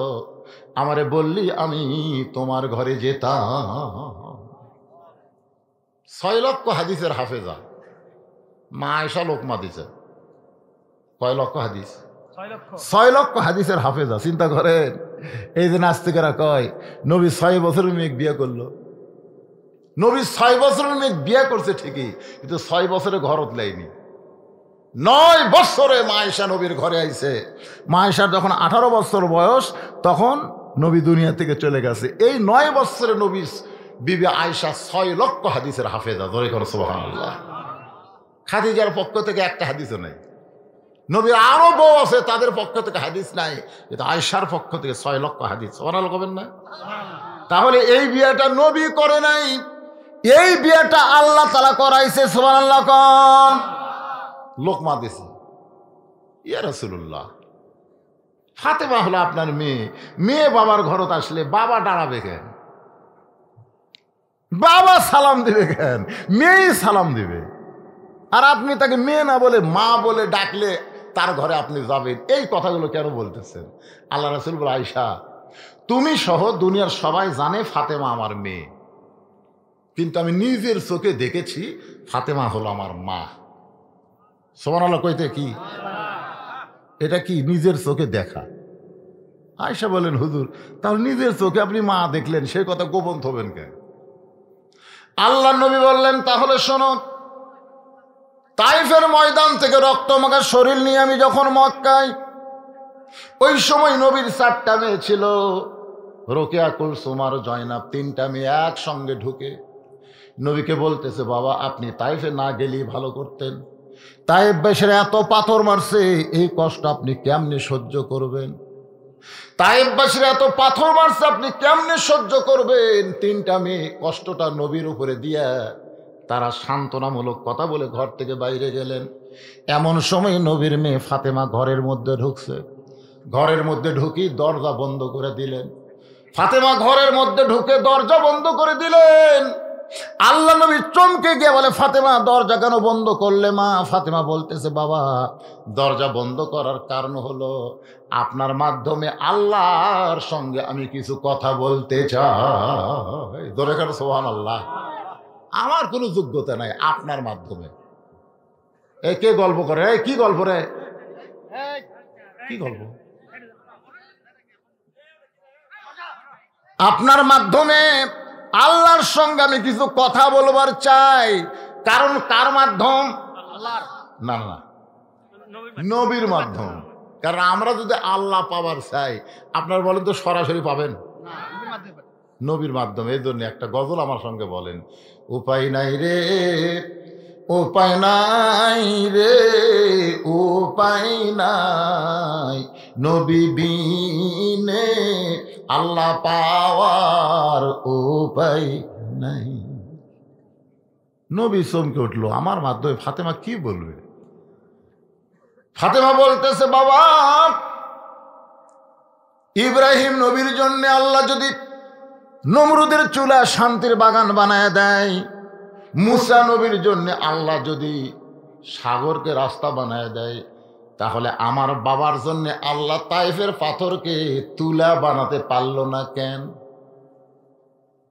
কাবা ঘর রক্ষা করার জন্য আল্লাহ যদি আবাবিল পাখি পাঠায় দিয়া আব্রাহা বাদশার হস্তি বাহিনীকে ধ্বংস করে দেয়, তাহলে একই আয়াতের মধ্যে 2টা মসজিদের নাম আছে। একই আয়াতের মধ্যে আয়াতটা হলো সুবহানাল্লাযী আসরা বিআবদিহি লাইলাম মিনাল মাসজিদিল হারাম ইলাল মাসজিদিল আকসা। বর্তমান ইহুদিরা যে মসজিদকে দখল করতে চায়, ওই মসজিদের নাম কোরআনে আছে না নাই? তাহলে একই সাথে 2 মসজিদ। কাবা ঘর আপনি আব্রাহার হাত থেকে হেফাজত করার জন্য তয়রান আবাবিল তারমিহিম বিহিজারাতিন মিন সিজ্জিল ফাজআলাহুম কাআসফিম মাকুল। তাহলে আপনি আব্রাহা বাদশাহ সাইজ করে পারেন, ইহুদি কি আপনার কাছে খুবই শক্তিশালী যে আপনি আল্লাহ ঘুম পাড়তেছেন? এ পর্যন্ত 22,000 ফিলিস্তিন মুসলমানকে ওরা হত্যা করছে। কত হাজার? 22,000। আসলে ফিলিস্তিন কারা জানেন? আমাকে বাংলাদেশে রোহিঙ্গা যারা, রোহিঙ্গা বোঝেন? আচ্ছা, রোহিঙ্গার কোনো দেশ আছে? আছে। ওরা ধাবার খাইয়ে এসে বাংলাদেশে ঢুকছে। বাংলাদেশের প্রধানমন্ত্রী দয়া করে জাকাত দিয়েছে, থাক। আরব বিশ্ব ইসরায়েলকে দয়া করে জাগির দিছে, জাগির এই জায়গার মধ্যে থাক, দয়া করে ওই শালা করে জাগা দিছে। আর এই শালারা, ওদের সংখ্যা কিন্তু বেশি না। একজন মেয়ে ফিলিস্তিনের একজন মা বলেছে, ও বিশ্বের মুসলমান, আল্লাহর কাছে তোমাদেরকে আমি দায়ী রাখবো। গোটা পৃথিবীতে মাত্র 90 লক্ষ ইহুদি, আর মুসলমান হলো 230 কোটি। মুসলমান যদি পেশাব করে দেয়, ইহুদি ভাষা দেবে পেশাব করে দিলে। আজকে ওরা আমাদেরকে মারতেছে, তোমরা 55 দেশ মুসলমান হয়ে তাদের বিরুদ্ধে কোনো কথা বলতেছ না। ওই আরবও কথা বলে না। এই আপনারা আজ কুয়েত টুয়েত যেগুলো আছে, এই শালারা কিন্তু তলে তলে আমেরিকার চামচে, কথাটা বুঝলে না? আমেরিকার চামচে শালারা এই হারে মারতেছে ফিলিস্তিনদের মুসলমানদের। এরা কথাই কয় না, খালি যদি একবার কয় কে রে। শোনেন, বাড়িওয়ালা যদিও পঙ্গু হয়, পঙ্গু হাতও নেই পাও নেই, পঙ্গু চেতন আছে, চেতন, চেতন বোঝেন? আর আমার মতন জুয়ান তাগড়া একজন চুরি করে বেড়াচ্ছে, পঙ্গু কিন্তু চেতন আছে। চোর যেই দরজাত হাত দিয়েছে, পঙ্গু কয় কে রে। আপনার বলেন তো চোর থাকবে না দৌড় দিবি? চোর ওরে বাবা রে, চেতন আছে। মুসলমানের অস্ত্র নাই, বোমা নাই, কিন্তু কে রে শব্দটাও পর্যন্ত নাই। মানে মুসলমান ঘুমে গেছে, এমন ঘুমের ট্যাবলেট এই সারা আমেরিকা খিলে দিছে, তারা ঘুম পড়তেছে। আমি এই কথাটা বুঝাবার চাচ্ছি যে আল্লাহ ইব্রাহিম নবীর জন্য নমরুদের চুলা শান্তির বাগান বানায় দিল, মুসা নবীর জন্য আল্লাহ সাগরকে কি বানায় দিল? রাস্তা বানায় দিল। আর আপনার জন্য তাইফের পাথর তুলা বানাতে পারলো না কেন? পারলো না কেন? যদি ওরা পাথর মারতো আর আপনার গাঁও যদি তুলে হয়ে লাগতো, আপনাকে চামড়া কাটতো? তাহলে আমাদের নবীর আগের ঘটনা হলো আব্রাহা বাদশাহ। ধরে কোন কথা ঠিক কিনা? আমাকে নবী দোয়া করছে, বুঝলেন, যে মুসলমানকে আল্লাহ তুমি ইমানের পরীক্ষা নাও, যদি এরা চলে যায় মাহাদান। হাদিসটা শোনেন, বুখারী শরীফের। বিরক্ত হচ্ছেন? বুখারী শরীফের হাদিস, আনাস রাদিয়াল্লাহু থেকে বর্ণিত। হযরত আনাস রাদিয়াল্লাহু থেকে বর্ণিত হাদিসটা হলো মা আহাদান ইয়াদখুলুল জান্নাতা ইউহিব্বু ইয়ারজি ইলা দুনিয়া ওয়া লাহু মা'আল আরদি মিন শাইইন ইল্লা শাহীদুন ইয়াতামান্না ইয়ারজি ইলা দুনিয়া ফায়ুক্তাল আশারা মাররাতান লিমা ইয়ারা মিনাল কারামাতি রাওয়াহুল বুখারী কিতাবুল মাগাজি। আল্লাহ রাসূল বলেন, জান্নাত পাওয়ার পরে শেষ তুয়ামুয়া জান্নাত না, জান্নাতুল ফেরদাউস। জান্নাতুল ফেরদাউস পাওয়ার পরেও একদল লোক দুনিয়াতে আসার জন্য খালি ছটফট করবে। আল্লাহ বলবে, কে রে, তোর আমি জান্নাত দিলাম, তোর ছটফট করিস কেন? ওরা বলবে, আল্লাহ কি জন্য জান্নাত দিয়েছেন? আমার রাস্তায় শহীদ হওয়ার কারণে তোদেরকে আমি জান্নাত দিছি। তখন তারা বলবে, আল্লাহ, প্রথম শহীদ হওয়ার সময় যে মজা আমরা পাইছি, তোমার জান্নাতের মধ্যে সেই মজা নেই। এই জন্য আবার আমাদেরকে দুনিয়াতে পাঠিয়ে দেন। কম করে হলো আশারা মাররাতান, 10 বার বাতিলের সঙ্গে যুদ্ধ করে শহীদ হব। কারণ শাহাদাতের মধ্যে যে মজা, জান্নাতের মধ্যে সেই মজা নেই। আজকে বিশ্বনবীর উম্মতকে আল্লাহ তাআলা শহীদ হওয়ার মাধ্যমে শাহাদাতের ভিতরে যে মজা জান্নাতের দিচ্ছেন, এটা কিন্তু অন্য নবীর উম্মতেরা পায়নি। ধরে কোন কথা ঠিক কি না? বাবা, মায়ের পেটে আপনার বাবা মারা গেছে, 6 বছর বয়সে আপনার মা মারা গেছে, আল্লাহ আপনাকে দেখতে পারে না।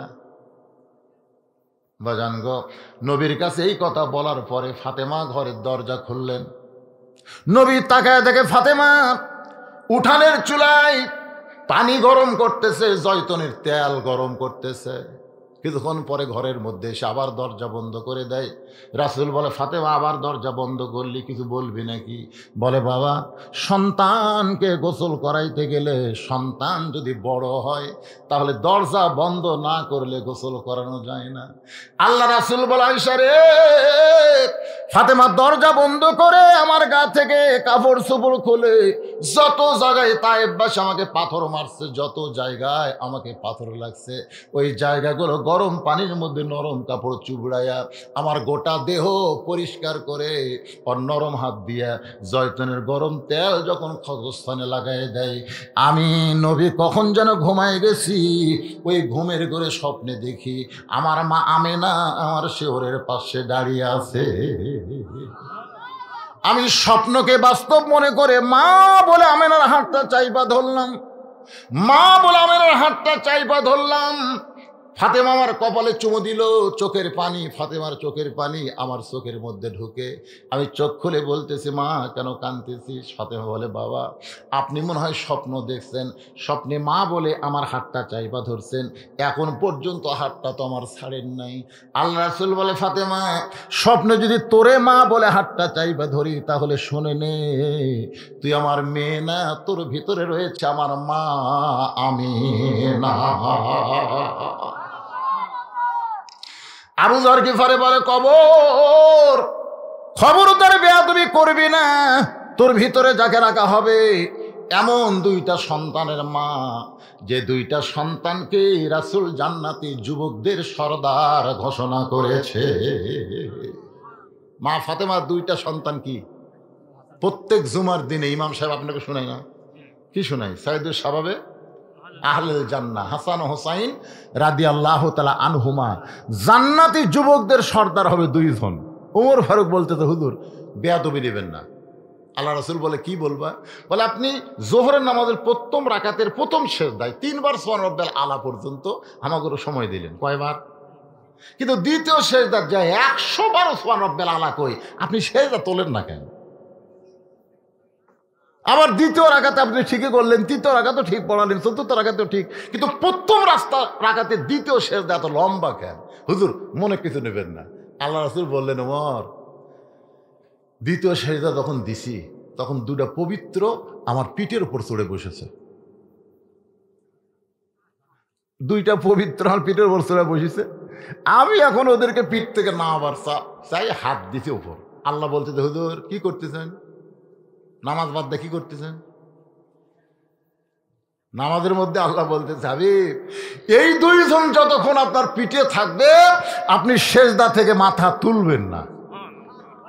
ওরা যতক্ষণ আমার পিঠে ছিল আমি ততক্ষণ সেজদায় ছিলাম, এই জন্য সেজদা লম্বা হয়ে গেছে। সঙ্গে সঙ্গে ওমর ফারুক বলেন, আল্লাহু আকবার, আল্লাহু আকবার, আল্লাহু আকবার। আসলে দুইটা পবিত্র হলো হাসান আর হোসাইন।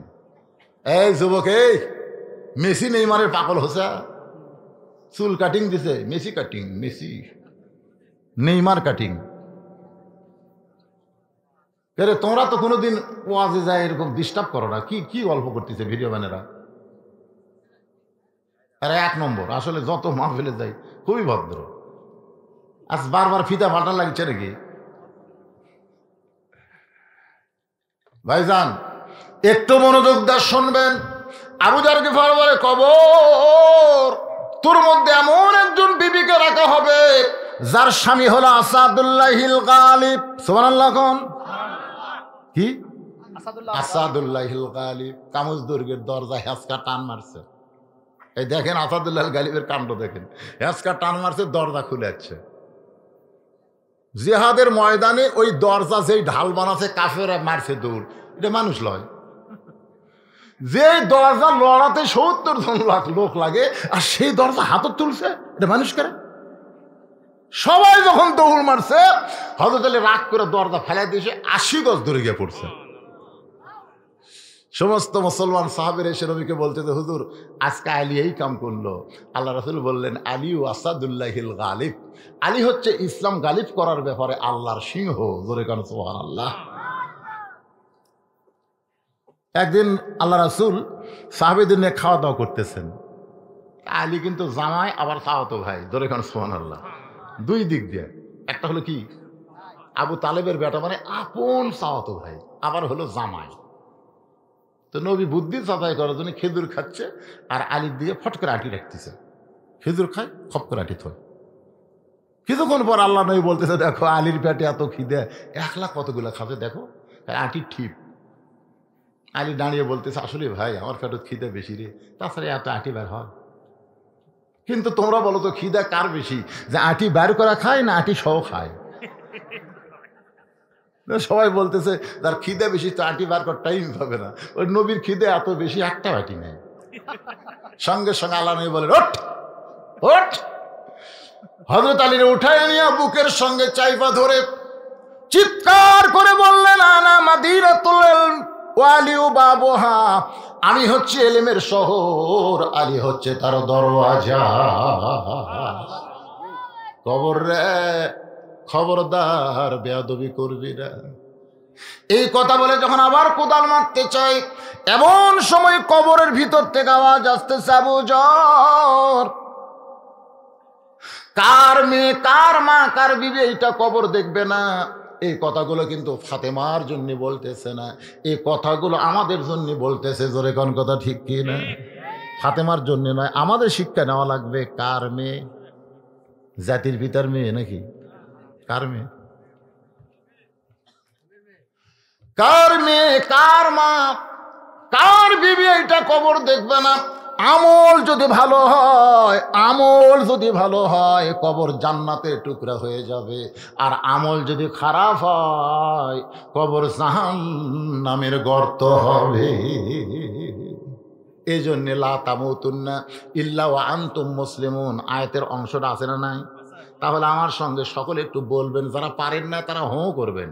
কিন্তু যেদিন ডাক পড়িবে, সবাই বলেন, কিন্তু যেদিন ডাক পড়িবে কবর মাঝে যাইতে, জোগাড় কিছু করছো বন্ধু তার মাঝে বিছাইতে। ডানে কবর, বামে কবর, নিচে কবর আছে যে, উপর দিকে চাইয়া দেখো বাঁশের ছাউনি দিছে কে। 2 নম্বর প্রশ্ন হবে, অমা দিনুকা হবে কি হবে না? 1 নম্বর তো হয়ে গেছে, যার নামাজ আছে তার মান রব্বুকা হয়ে গেছে। এখন অমা দিনুকা, মুনকির নাকির যখন বলবে তোমার দিন কি, যারা এই দুনিয়াতে ইসলামে আন্দোলন করতেছে, শুধু কোরআনের ওয়াজ শোনে না, কোরআনের দল করতেছে, কোরআন অনুযায়ী চলতে চায়, গোটা বাংলাদেশকে আনতে চায় আল্লাহর কোরআনের শীতল ছায়া। আমার ওয়াজের ক্যাসেটে শুনছেন 5 বিবি, নাম শুনছেন 5 বিবি? আপনাকে এলাকাত না? 500। একজন মুয়াজ্জিন আমাকে মোবাইল করে বলতে, তো হুজুর কেমন আছেন? আপনারা যেরকম বলেন হুজুর কেমন আছেন, আমি বললাম আলহামদুলিল্লাহ। আমি বললাম মুয়াজ্জিন সাহেব আপনি কেমন আছেন? কয় নাউজুবিল্লাহ। আমি বললাম নাউজুবিল্লাহ কেন? বলে হুজুর আজান হচ্ছে, আকামত হচ্ছে, কিন্তু ইমাম নাই। আমি বললাম কে রে, আজান আকামত হচ্ছে ইমাম নাই কেন? বলে ইমামকে পুলিশ খুঁজতেছে হুজুর, ইমাম যে কোন জায়গায় লুকাছে আমরা খুঁজাই পাচ্ছি না। তা আমি কইলাম মুয়াজ্জিন সাহেব, ইমাম কি তোমাদের গ্রামের মধ্যে খারাপ মানুষ নাকি পুলিশ খুঁজতেছে? মুয়াজ্জিন রাগ করে গেল, হুজুর আমাদের 7 পাড়ার মধ্যে ইমামের চাইতে ভালো মানুষ কেউ নাই, তো তাহলে ভালো মানুষকে পুলিশ খোঁজে কেন? আমি জানি না। তো তুই জানিস না কিসের আদান দেশ? ভালো করে জানা, আমার খবর দে। 2 দিন পর আমাকে মোবাইল করে বলতে, হুজুর ইমামের মারাত্মক দোষ আছে। আমি বললাম দোষ কি? বলে ইমাম বিশ্বাস করে শুধু মসজিদ আল্লাহর ঘর না, গোটা বাংলাদেশও আল্লাহর। শুধু মসজিদ ভালো রাখলে হবে না, গোটা বাংলাদেশ ভালো করতে হবে। এই জন্য ইমাম গোপনে গোপনে কোরআনের দল করে। দরকার কিসের দল করে? আকিমুদ্দিন, দিন কায়েমের দল করে। এটা কে যেন থানাত খবর দিছে, তখন থেকে পুলিশ ইমামকে খুঁজতেছে। আপনি যদি বলেন, আপনি যদি বলেন যে ভাই আমার কোনো টেনশন নেই, আমি দিনত ঘুরি রাতে ঘুমাই, আমার কোনো টেনশন নেই, বুঝবেন আপনি গোপনে গোপনে শয়তানের দল করতেছেন। বাবা আদম থেকে আমাদের নবী পর্যন্ত কোন নবী টেনশন মুক্ত ছিল না। সমস্ত নবীদের শরীরে বাতিল দিয়ে আঘাত লাগছে। জোরে কোন কথা ঠিক কথা কন না কেন? আর আপনি তেলতেলা শরীর নিয়ে কবরে যাবেন? এই তেলতেলা তেলতেলা শরীর দেখবে, হাওড়ার মধ্যে বাড়ি মারবি। নবীর গাওয়াত পাথরের আঘাতের দাগ, আর নবীর উম্মত আমরা তেল তেলা। একটা দিনও পুলিশ খুঁজলো না, একটা দিনও জেলত গেল না। 2.5 বছর নবী জেলখানাতে রে। জেলখানা শূন্য। জেলখানা কি খাটছেন? কিছু খাটবেন? আপনি গোপনে গোপনে বাতিলের সঙ্গে আপোষ করে বসে আছেন, আপনি জেল হবি না তো। 2 নম্বর প্রশ্ন করে, বাবা দিন ওকা, তোমার দিন কি? ইসলামী আন্দোলন রেগে বলবে, রে মুনকির নাকির, কাকে দিন সম্পর্কে প্রশ্ন করতেছিস?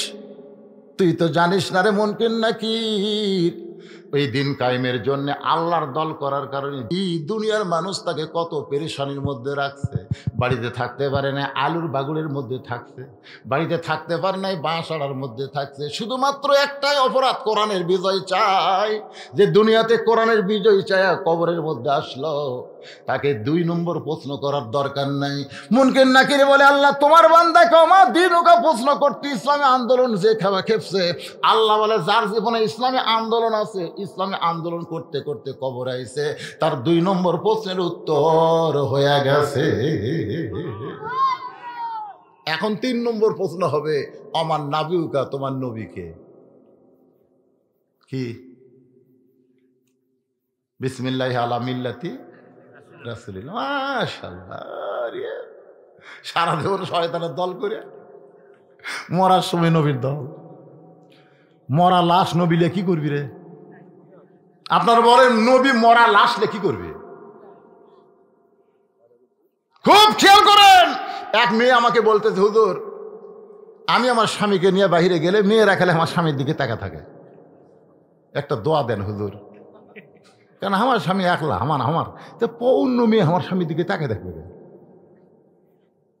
আমার স্বামী একটু সুন্দর তো, শাকিব খানের মতন হুজুর, চায়া থাকে। আমি বললাম, মা তোমার স্বামীকে পর নারীর থেকে যদি হেফাজত করতে চাও, তুমি যেমন করে হোক হাত পাও ধরে তোমার স্বামীকে চাচা বানাও।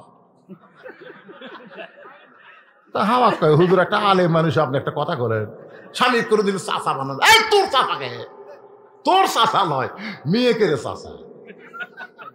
অন্য মেয়ে যেন তোমার স্বামী ভাই না কয়ে চাচা কয়। হুজুর সেই মন্ত্র কি? এত কথার পরে বুঝবার পারিস নি মা? সেটা হলো তোমার স্বামীর মুখ দাড়ি রাখো। দাড়ি রাখে 1 হাত মুঠ হয়ে গেছে। এখন ওই মেয়ে স্বামীকে ঘরে এক মেয়েও তাকায় না। 2-1 বলে, আসসালামু আলাইকুম চাচা, কেমন আছে? তখন ওই বুক থামাই যায়। চাচা মানে শয়তান আউট। অল্প বয়সে যারা চাচা হয়ে দাড়ি রাখছে, বাপের দাড়ি নাই, বেটার দাড়ি আছে, জোরে কর কথা ঠিক কিনা? বাপও মরবে, বেটাও মরবে। সকালবেলা দাড়ি সাঁচিছে, বিকেলবেলা হার্ট অ্যাটাক করে মরছে। একে তেলতলা কবরত গেছে। যখন মুনকির নাকির বলতেছে, আমার নাবিকা, তোমার নবীকে, নবীর নাম বলার আগে নবী এসে কবি ওর সাইজ দেখ। ওই আমার কলজার ছুরি মেরে দাড়ি খুর ঠেকান মানে নবীর কলজার চাকু ঠেকান। আমার কলজায় ছুরি মাইরা আমাকে নবী বলে স্বীকার করলো, আমি নবী ওকে উম্মত বলে স্বীকার করি না। আজকে মাথায় টুপি দিলে তোমার শরম লাগে, মাথা গরম। আমাকে কয়, হুজুর শ্বশুরের মধ্যে থাকেন, মাথা গরম হয় না? আমি কলাম, এই বাংলাদেশের কয় মৌলবি বউক তালাক দিছে? তো আমার এলাকার কোনো হুজুর তো বউক তালাক দেয়নি। মাথা গরমের লক্ষণ কি? মাথা গরমের লক্ষণ হলো বউক তালাক দেওয়া। একটা টুপি হলো যদি বউক তালাক না দেয়, তার মানে টুপি মাথা দিলে মাথা গরম হয় না, মাথা ঠান্ডা থাকে। জোরে কোন কথা কন না কেন? আপনার ইমামক যে বেতন দেয়, আপনাকে ক্ষতিবোধ যে বেতন দেন, ইমামক যা বেতন দেন, এই বেতন লিয়া যদি টুপি ছাড়া হতো, কি যে গন্ডগোল লাগতো ভাই। বেতন পায় মাত্র 6,000 টাকা। ওই জীবনে সিলভারে ইলিশ মাছের ধার যায়নি, কোনোদিনও পায়নি। বেতনের দিকে চিন্তা করে, ইলিশ লাগবি না, ওই সিলভার কিনে যাচ্ছে। সিলভার কিনে যে বউ বলতেছে, বিসমিল্লাহ কো বাজার ধরো। ব্যাগ ধরার সময় বিসমিল্লাহ কো, বউ বিসমিল্লাহ কয়ে ব্যাগ ধরছে। এই ব্যাগের মধ্যে কিন্তু একটা মাছ আছে রে, বিসমিল্লাহ কয়ে কুটবে, বিসমিল্লাহ কয়ে তেলানে দিবা, বিসমিল্লাহ কয়ে তরকারি মাখ, সব বিসমিল্লাহ। এতবার বিসমিল্লাহ করার কারণে ওই সিলভার ইলিশ হয়ে গেছে, স্বামীও জানে না, বউ জানে না। খাবার বসে আবার দোয়া, আল্লাহুম্মা বারিক লানা ফিমা রাযাকতানা ওয়া কিনা আযাবান্নার। বউ বলতেছে, স্বামী গো, নবীর সুন্নত হলো খুদাকে 3 ভাগ করো, বেতন কম। খুদাকে কয় ভাগ করো? 1 ভাগ ভাত খান, 1 ভাগ পানি খান, 1 ভাগ ফাঁকা থন। বেতন দেখো, চালের দাম বেশি, পেটের দাম বেশি। দোয়া পড়ে সুন্নত আমল করে কেবল বিসমিল্লাহ বরকাতিল্লাহ বলে সিলভার ভাঙ্গে মুকুট দিছে ভাই। কিরে, আমি তো ইলিশ কিনিনি। আল্লাহ কয় এত দোয়ার পরে আর সিলভার থাকে? আপনি চিন্তা করছেন যেই বেতন দেন, এই বেতন দেয় হুজুরের কেমনে চলে? আল্লাহ খালি চলায় না, হুজুররাও একটু চলার চেষ্টা করে। জোরে কথা কন না, কথা কন না কেন? 4000 টাকা মুয়াজ্জিন বেতন দেয়, এই জুমার দিনে শুক্রে লিখের তা গরম ভাই, টাইসের জিঙ্কা লোক দেয়।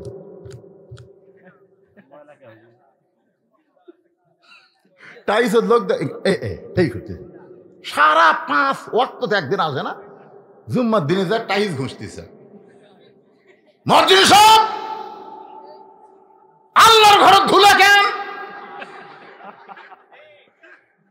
মুয়াজ্জিন কে কুটি ভাই, মুয়াজ্জিন উমাল দে মুছতেছে, কি করবি? আল্লাহ কয় বেলাল আয় আমার কাছে। বেলাল নবীর কাছে আইছে। কে রে বেলাল, তুই না আমার সাথে আধাত খাটো রে।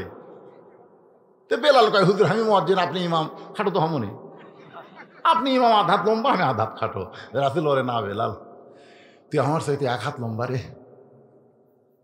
সাহাবীরা বলে, ইয়া রাসূলুল্লাহ, বেলাল আপনার চাইতে 1 হাত খাটো হওয়ার পরে 1 হাত লম্বা কেমনে হবে? আল্লাহর নবী বললেন, হাসরের ময়দানে আল্লাহ তাআলা বেলালকে মাথা উঁচু করে দিবে। শুধু মাথা উঁচু থাকবে না, আল্লাহ মুয়াজ্জিনের মাথায় এমন একটা টুপি পরায় দিবে, যেই টুপি পূর্ণিমার চাঁদের মতন আলো দিবে। আল্লাহ রাসূল কয়, বেলাল তোমার আসসালাতু খায়রুম মিনান নাম শোনার পরে আমরা চেতন পাই, তোমাকে আযান কে দেয়? বেলাল বেলাল কয়, হুজুর জানার পরও আপনি জানবার চান? রাসূল বলে, সাহাবী করে শোনার লাগবে কত দেখি। বেলাল বলে, ইয়া রাসূলুল্লাহ, এশার নামাজের পর আমি যখন ঘুমাই, ওই ঘুমানোর সময় আল্লাহর সঙ্গে যোগাযোগ করে বলি, আল্লাহ তোমার নামের আজান দিব, তুমি আমার ডাক দিও, আমি আবার সব ঘুমন্ত মানুষকে আজান দিয়ে চেতন করব। ওগো নবীজি, ফজরের ওয়াক্ত শুরু হওয়ার সঙ্গে সঙ্গে আমার কানে কে যেন ডাক দেয়, বেলাল রে, ও বেলাল তুই জাগ। আজও বাংলাদেশের যত মুয়াজ্জিন, প্রত্যেকটা মুয়াজ্জিনকে আল্লাহ তাআলা ওই সময় ঘুম থেকে চেতন করে। মুয়াজ্জিন কিন্তু নিজের ইচ্ছায় চেতন পায় না, স্বয়ং আল্লাহ তাআলা তাকে চেতন করে দেয়। সুবহানাল্লাহ কোন না গান? একটু মনোযোগ দিয়ে কথাগুলো শুনবেন। মসজিদের উন্নয়ন হলো মুসল্লি কালেকশন। এই জন্য পুরুষের নামাজ নিয়ে আমি কথা বলতেছিলাম, নামাজ খালি পড়লে হবে না, নামাজকে ধরতে হবে। আল্লাহ কয়, নামাজের জোরে ফায়সা কাজ যাবে দূরে, পাক কোরআনের আছে ঘোষণা। এখন আকাম কুকাম নামাজ রোজা একসাথে বান্ধিয়া বোঝা, জাহান্নামে দিয়া সরওয়ানা। আসরের নামাজ পড়ে জমির ধান দেখবার গেছে, যা দেখে ওপর জমির পানি, নিচে আর জমির পানি নেই। কে রে, ওপরে এত পানি চলমল করে, নিচে হামাটাত নাই। চারিদিকে তাকায় দেখে কেউ নেই। আস্তে করে বসে ওই জমির আল কাটা দিয়ে ওই পানি দিয়ে হাত ধোছে, দুই আবার দাঁড়ায় চারিদিকে তাকায় বলতেছে, আলহামদুলিল্লাহ কেউ দেখেনি। নামাজ পড়ে সুদ খায়, নামাজ পড়ে ঘুষ খায়, নামাজ পড়ে জমির আল ঠেলে, নামাজ পড়ে বেটা জমি বেশি দিতে মেয়ে কম দিছে। এরকম আছে না? নয় এরকম। আমার এলাকার এক টাটকা হাজি এইবার হজ করেছে। হ্যাঁ, টাটকা হাজি হজের আগে আমাকে দাওয়াত দিল, হুজুর আমার একটা অনুষ্ঠান করবো, হুজুর আপনি একটা আসবেন দোয়া করার জন্য। গেলাম, যাই আমি কেবল দোয়া করব, তখন একজন বলতে, হুজুর হাজির সাহেব গত বৃহস্পতিবার রেস্ট অফিসে কী করছে সেটা শোনেন, দোয়া করার আগে আগে ওটা শোনেন। তাই আমি বললাম, ভাই কী খবর? হুজুর আমি কাকু কারণ ওখানে আমি সাদা কাপড়ের কাপড়ে এরাম করে জমো, ফেরত আসবো কিনা তার কোনো গ্যারান্টি নেই। এই যাওয়ার আগে আমি সব ক্লিয়ার করছি। কি ক্লিয়ার করলেন? মানে ছেলেকে 16 বিঘা, মেয়েকে 1 বিঘা ঠকায়নি হুজুর। ছেলেকে 16 বিঘা, মেয়েকে 1 বিঘা ঠকায়নি হুজুর। আমি বললাম ভাই দোয়া তো দূরের কথা, তোমার গায়ের সাথে যার গাও লাগবে তারই হজ হবে না। কারণ তুমি আল্লাহর ফারাইজকে অস্বীকার করছো। ফারাইজ বলতেছে ছেলে যা পাবে মেয়ে তার অর্ধেক পাবে। তুমি ছেলের 16 বিঘা, মেয়ের 1 বিঘা দিয়ে ঘরের ভিতর থেকে মেয়ে বলতেছে হুজুর আমার কোনো আপত্তি নেই, আপনি দোয়া করেন আল্লাহ যেন আব্বাকে সুন্দরভাবে হজ করার তৌফিক দেয়। দেখছেন, মেয়ে বলতেছে হুজুর আমার কোনো আপত্তি নেই, আল্লাহ যেন সুন্দরভাবে আব্বাকে হজ করার তৌফিক দেয়, আল্লাহ যেন সুস্থ শরীরে আব্বাকে যেন আবার ফিরিয়ে দেয়। বাজান এইরকম করবেন না। ছেলের চাইতে মেয়েরা কিন্তু বাবাকে বেশি ভালোবাসে, জোরে কোন ঠিক কিনা?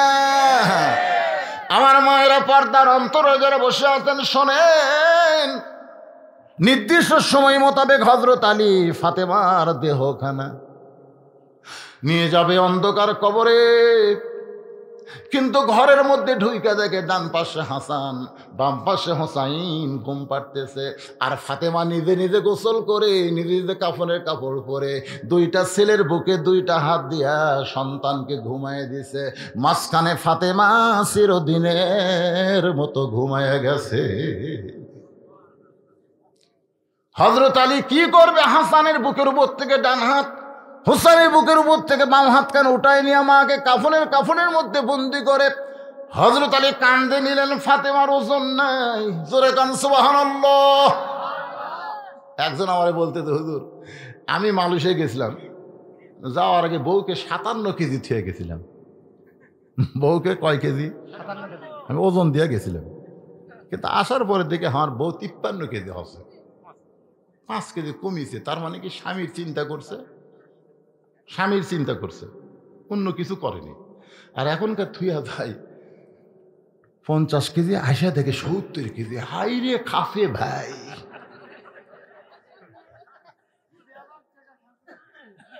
এমন কোন মরদ নাই যে বইয়ের লাশ একলাই কান্দে নিবে, এই মরদ আছে।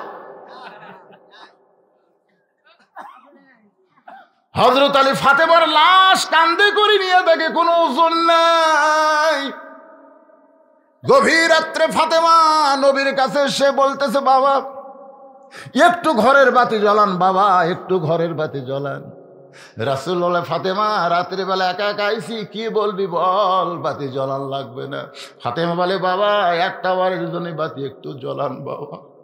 নবী যখন ঘরে বাতির জ্বালাই, ফাতেমা দুইটা হাত নবীর দিকে বাড়ায় দেয়, বাতির আলোতে তাকায় দেখে ফাতেমার দুইটা হাতে তালু নাই, দুইটা হাত যেন গোস্তের টুকরা হয়ে গেছে।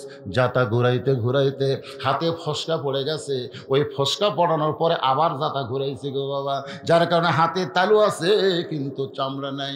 ও বাবা মেহেরবানি করে একটু 3 দিনের খাবার দিবেন বাবা, আমার স্বামী যদি হাতের খবর জানে বড় কষ্ট পাবে। হাসান হোসেন জানলে খাওয়া বন্ধ করে দিবে। রাসূল ঘরের কোনায় গিয়ে বলে মাবুদ দুনিয়ার কত ধনী ধনী যুবক আমার ফাতেমার বিয়ে করবার চাইছিল, কিন্তু তুমি আল্লাহ আলীর সঙ্গে ঘটকালি করলে, আমার মেয়ের কষ্ট আমি বাবা হয়ে কেমনে দেখবো। এই কথা যেই মাত্র নবী কইছে সঙ্গে সঙ্গে ফাতেমা ঘোমটা মাথায় দিয়ে নবীর ঘর থেকে যখন বাইরে যায়, নবী ডাকতে বলে ফাতেমা আমি তোর বিরুদ্ধে কিছুই বলি নাই, তুই কেন ঘোমটা দিয়ে বের হয়ে যাস? ফাতেমা বলে বাবা আল্লাহর পরে কেউ যদি থাকে সে হলো তার স্বামী, আপনি বলেছেন আল্লাহর পরে কাউকে যদি সেজদা দেওয়ার হুকুম থাকতো ফাতেমা তোরে বলতাম আলীর পায়ে সেজদা কর।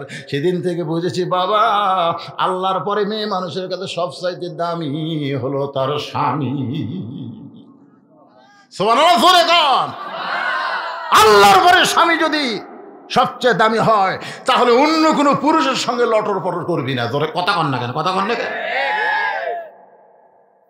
একটু মনোযোগ দিয়ে শুনবেন মায়েরা,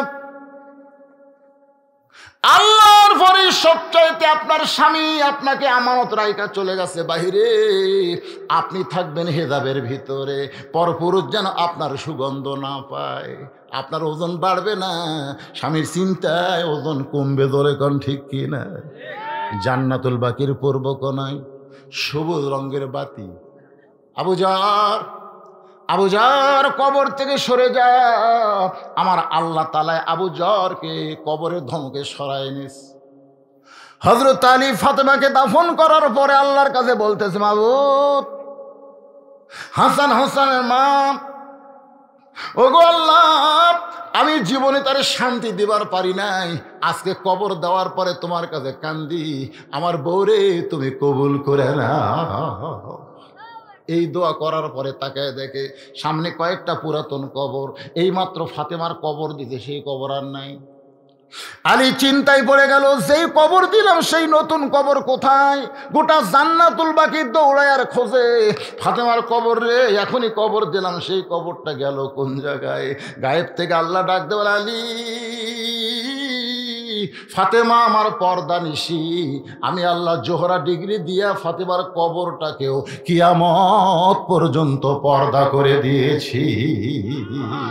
আমার মায়েরা রে, সেই ফাতেমার সঙ্গে যদি জান্নাতে যাওয়ার চান, আপনাদের 1 নম্বর আমল হলো পর্দা। মা, এই পর্দা আপনাদের করতেই হবে। মেয়েরা যদি পর্দা করে তাহলে কোনো খারাপ তাদের শরীর স্পর্শ করবে, যখন করবে। কিন্তু আজকে পর্দা করে কখন? ওই যে 50 বছর আমের গাছের গোড়াত বেড়া দিচ্ছে। একজন বলতেছে, কে ভাই, এই বুড়া গাছের গোড়াত বেড়া কেন? তুই গরু ছাগল যদি খাই ভাই, সতর্ক থাকা। আরে পাগলা, 50 বছর গাছের দিকে গরু ছাগল ঘৃণা করে তাকাবি না। বেড়া যদি দিবার চাস, ওই লকা পাতা বার আছে, ওই গাছের দিয়ে। আজকে জুয়ান বয়সে যুবতী মেয়েরা বোরকা পরে না, পর্দা করে না। বুড়ি হইলে মরা লাগবি ভাই, বোরকা ছাড়া উপায় নেই। তোর দিকে তাকাবি, একটা বুড়াও তো তাকাবি না, তখন পর্দা করলে হবে না। আর বুড়া বয়সে নামাজ ধরলে হবে না, যৌবন বয়সে নামাজ ধরা লাগবে। জোরে কোন কথা ঠিক কি? আল্লাহর সামনে যখন দাঁড়াবেন না, আল্লাহ তখন বলবে, তোমার শৈশবকাল, তোমার বুড়াকাল, এই 2 কালের হিসাব নেই, খালি যৌবন কালের হিসাব দিয়ে জান্নাতে যাও। এই যুবকেরা,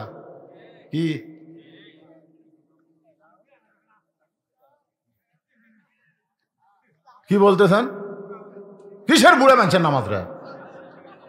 60 বছর পর্যন্ত সরকারি চাকরি করার পরে সরকারি এমনি বেতন দেয়, দেয় না? যে তোর যৌবন আমার পিছনে খাটালো, দেশের পিছনে খাটছে, তোর চোখের পাওয়ার কমিছে, কানের পাওয়ার কমিছে, মাজা ধরে, তোর কিসের চাকরি? ভাই যে বস থাক, আর মাস গেলে বেতন খা। সরকার যদি পেনশন দেওয়ার পর আল্লাহ পারবি না? যখন হয়তো চামড়া ঢিল, তোর মসজিদ গেছে, গুরু গোসা করবার পরে না, লাতি কছে একটা সিয়াল্লা থুস ডান সাইডে, চাপাত খালি লাগতে মারা দরকার। বুড়া বয়সে মসজিদে সিয়ার, ওই সিয়ারত বসতে নবাবজাদা হয়ে গেছে। এই নামাজের ভিতরে বাইরে যে কয়টা ফরজ, তার মধ্যে একটা ফরজ হলো দাঁড়িয়ে নামাজ পড়া। ধরে কথা কন না কেন? তুমি যখন দাঁড়াবার পারো না, তখন মসজিদে যাও। কি ইয়ার কি মারবে? লা ইউকাল্লিফুল্লাহু নাফসান ইল্লা উসাহা। আল্লাহ বলেছে তোমার কষ্ট হবে, তোমাকে জামাতে নামাজ পড়া লাগবে না। তুমি যৌবন বয়সে নামাজ জামাতে আদায় করছো, বুড়া বয়সে কি এর জামাত রে? যেটি পারো সেটি মারো, যেটি পারো সেটি মারো। তোমার কারণে যুবকদের জামাত ক্ষতি হোক, এটা আল্লাহ চায় না। কারণ জামাতে নামাজ পড়ে গেলে কাতার সোজা করা লাগবে, আর কাতার সোজা করবার গেলে পায়ের গোড়ালি মিল করা লাগবে। জোরে কর কথা ঠিক কি? তুমি সিয়ারত বসে তোমার পাও কুটি, ইয়ার কি মারবার যাও নাকি? সিয়ালিয়া নামাজ আবু বকর রাদিয়াল্লাহু ইমামতি করতেছে, সাহাবীরা নামাজ পড়তেছে। আয়েশা রাদিয়াল্লাহর উরাতের উপরে মাথা দিয়া নবী কাঁদতেছে। আয়েশা বলে, ইয়া রাসূলুল্লাহ, হুজুর আপনার জায়গায় আমার বাবা ইমামতি করতেছে, হুজুর আপনি কাঁদতেছেন অসুস্থ হওয়ার কারণে। রাসূল বলে, আয়েশা রে, এই কান্না দুঃখের কান্না নয়, এই কান্না হলো আমার আনন্দের কান্না।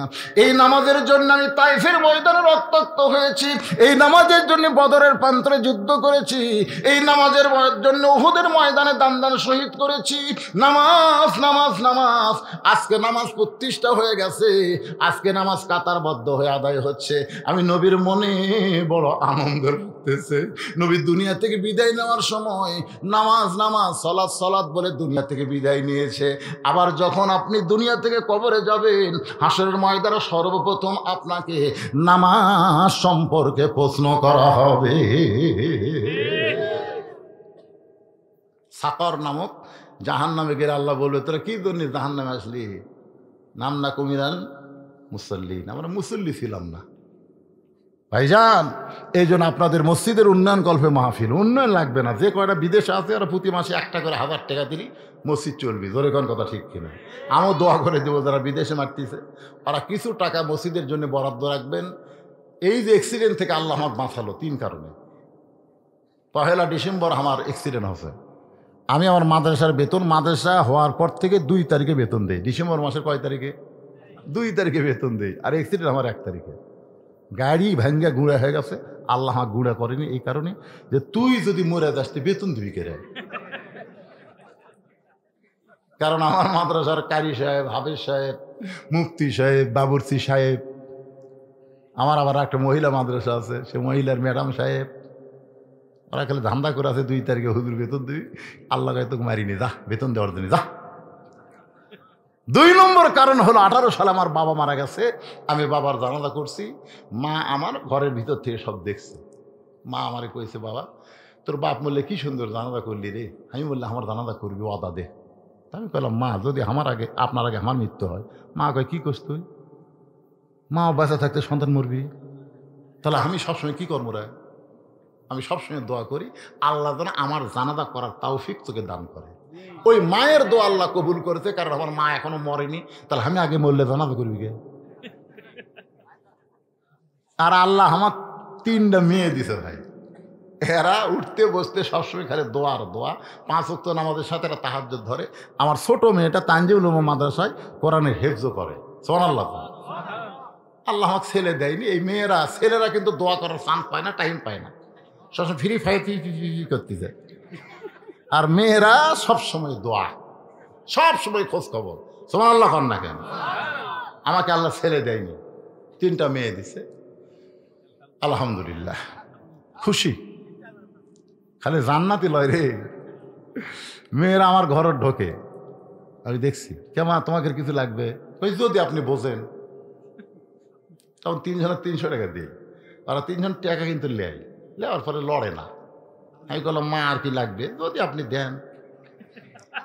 আবার 100 করে দিলাম, দিয়া দেখলাম ওরা লড়ে না। আমি বললাম, কেমা কি খবর? আর লাগবে? আপনার বিবেচনা। আর 100 করে দিলাম। হাসতে হাসতে 3 জন চলে গেল।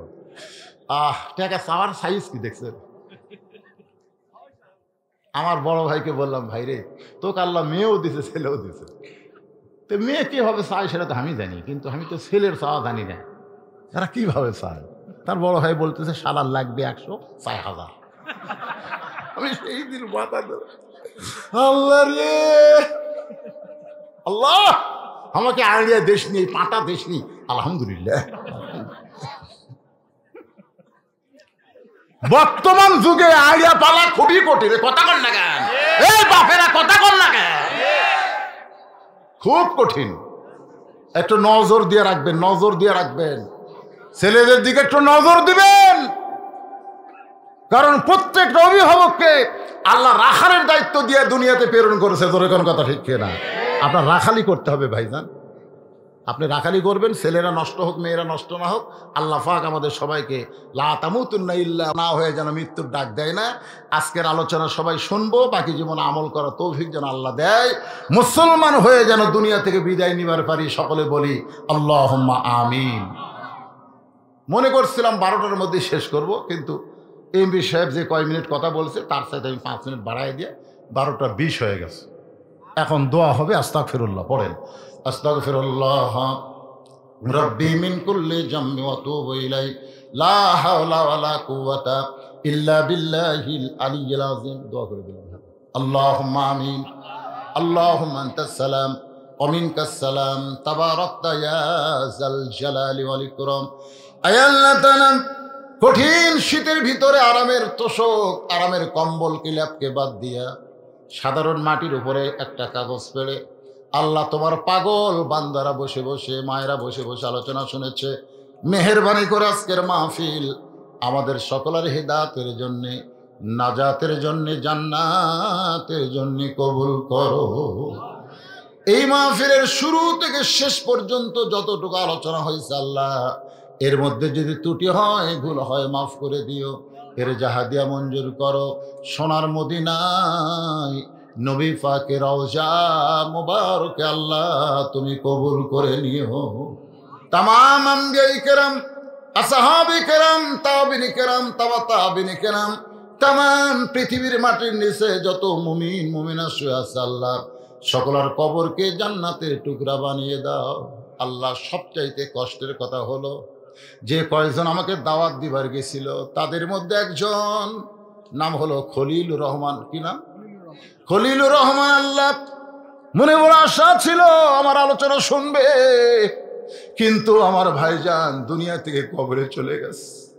দোয়া করে আল্লাহ আমার খলিলুর রহমান ভাইয়ের কবরকে জান্নাতের টুকরা বানিয়ে দাও আল্লাহ। আমরা যারা হাত তুলেছি, আমাদের জনম দুঃখী মা যাদের কবরে চলে গেছে, মা যাদের কবরে গেছে, বাবা যাদের নাই, সবাই বলেন রব্বির হামহুমা কামা রব্বায়ানি সগীরা।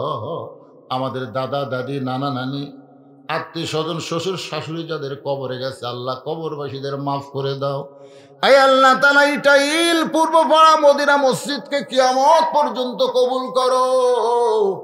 এই মসজিদের যারা আহাল তাদের সকলকে 5 ওয়াক্ত নামাজ মসজিদে জামাতের সঙ্গে আদায় করার তৌফিক দাও। আজকের মাহফিল করতে গিয়া তোমার বান্দারা হাজার হাজার টাকা খরচ করেছে। অনেক তোমার বান্দা প্রবাসে আছে, তারপরেও মাহফিলের জন্য টাকা দিয়েছে। তাদের জন্য দোয়া করি আল্লাহ, পৃথিবীর যেখানেই তারা থাক না কেন সুন্দর থাকবে, তাদের কামাই বরকত দিও। তারা বেশি বেশি মাহফিলে মসজিদে যেন দান করতে পারে আল্লাহ কবুল করে নিও। মাবুদ, ফিলিস্তিনের মুসলমানকে তুমি হেফাজত করো। ইসরায়েল ইহুদিকে পৃথিবীর মানচিত্র থেকে ধ্বংস করে দাও আল্লাহ। আর পর্দার অন্তরালের মা বোনেরা, ফাতেমার শুনাইলাম মা, সমস্ত মা বোনদেরকে আল্লাহ মা ফাতেমার চরিত্র দান করো আল্লাহ। পর্দার ভিতরে থাকার তৌফিক দাও আল্লাহ। সমস্ত মা বোনদের কলিজার মধ্যে শান্তি দিও। আমি অসুস্থ, আমার মতো যারা অসুস্থ হাত তুলেছে সুস্থতার নিয়ামত দান করো। মসজিদের সভাপতি, মসজিদের সহসভাপতি, মসজিদের সেক্রেটারি, মসজিদের কেশিয়ার, মসজিদের খতিব, মসজিদের ইমাম, মসজিদের মুয়াজ্জিন, মসজিদের মুসল্লি সকলকে আল্লাহ তুমি কবুল করো। কে কোন নিয়তে হাত তুলেছে আল্লাহ সকলের নেক নিয়ত, নেক আশাকে তুমি কবুল করো আল্লাহ। যে যুবকগুলো মাগরিব এশার নামাজ পড়েনি ফজর থেকে, এদেরকে নামাজি হওয়ার তৌফিক দাও আল্লাহ। আল্লাহ, নামাজ এমন একটা গুরুত্বপূর্ণ ইবাদত যেটা না থাকলে ঈমান থাকে না আল্লাহ। সে নামাজি হিসাবে সবাইকে কবুল করে নাও আল্লাহ। গোটা বিশ্বের মুসলমানকে আল্লাহ তুমি হেফাজত করো। সুবহান রাব্বিকা রব্বিল ইজ্জাতি আম্মা ইয়াসিফুন ওয়া সালামুন আলাল মুরসালিন والحمد لله رب العالمين وجعل آخرة كلمتنا عند الموت لا إله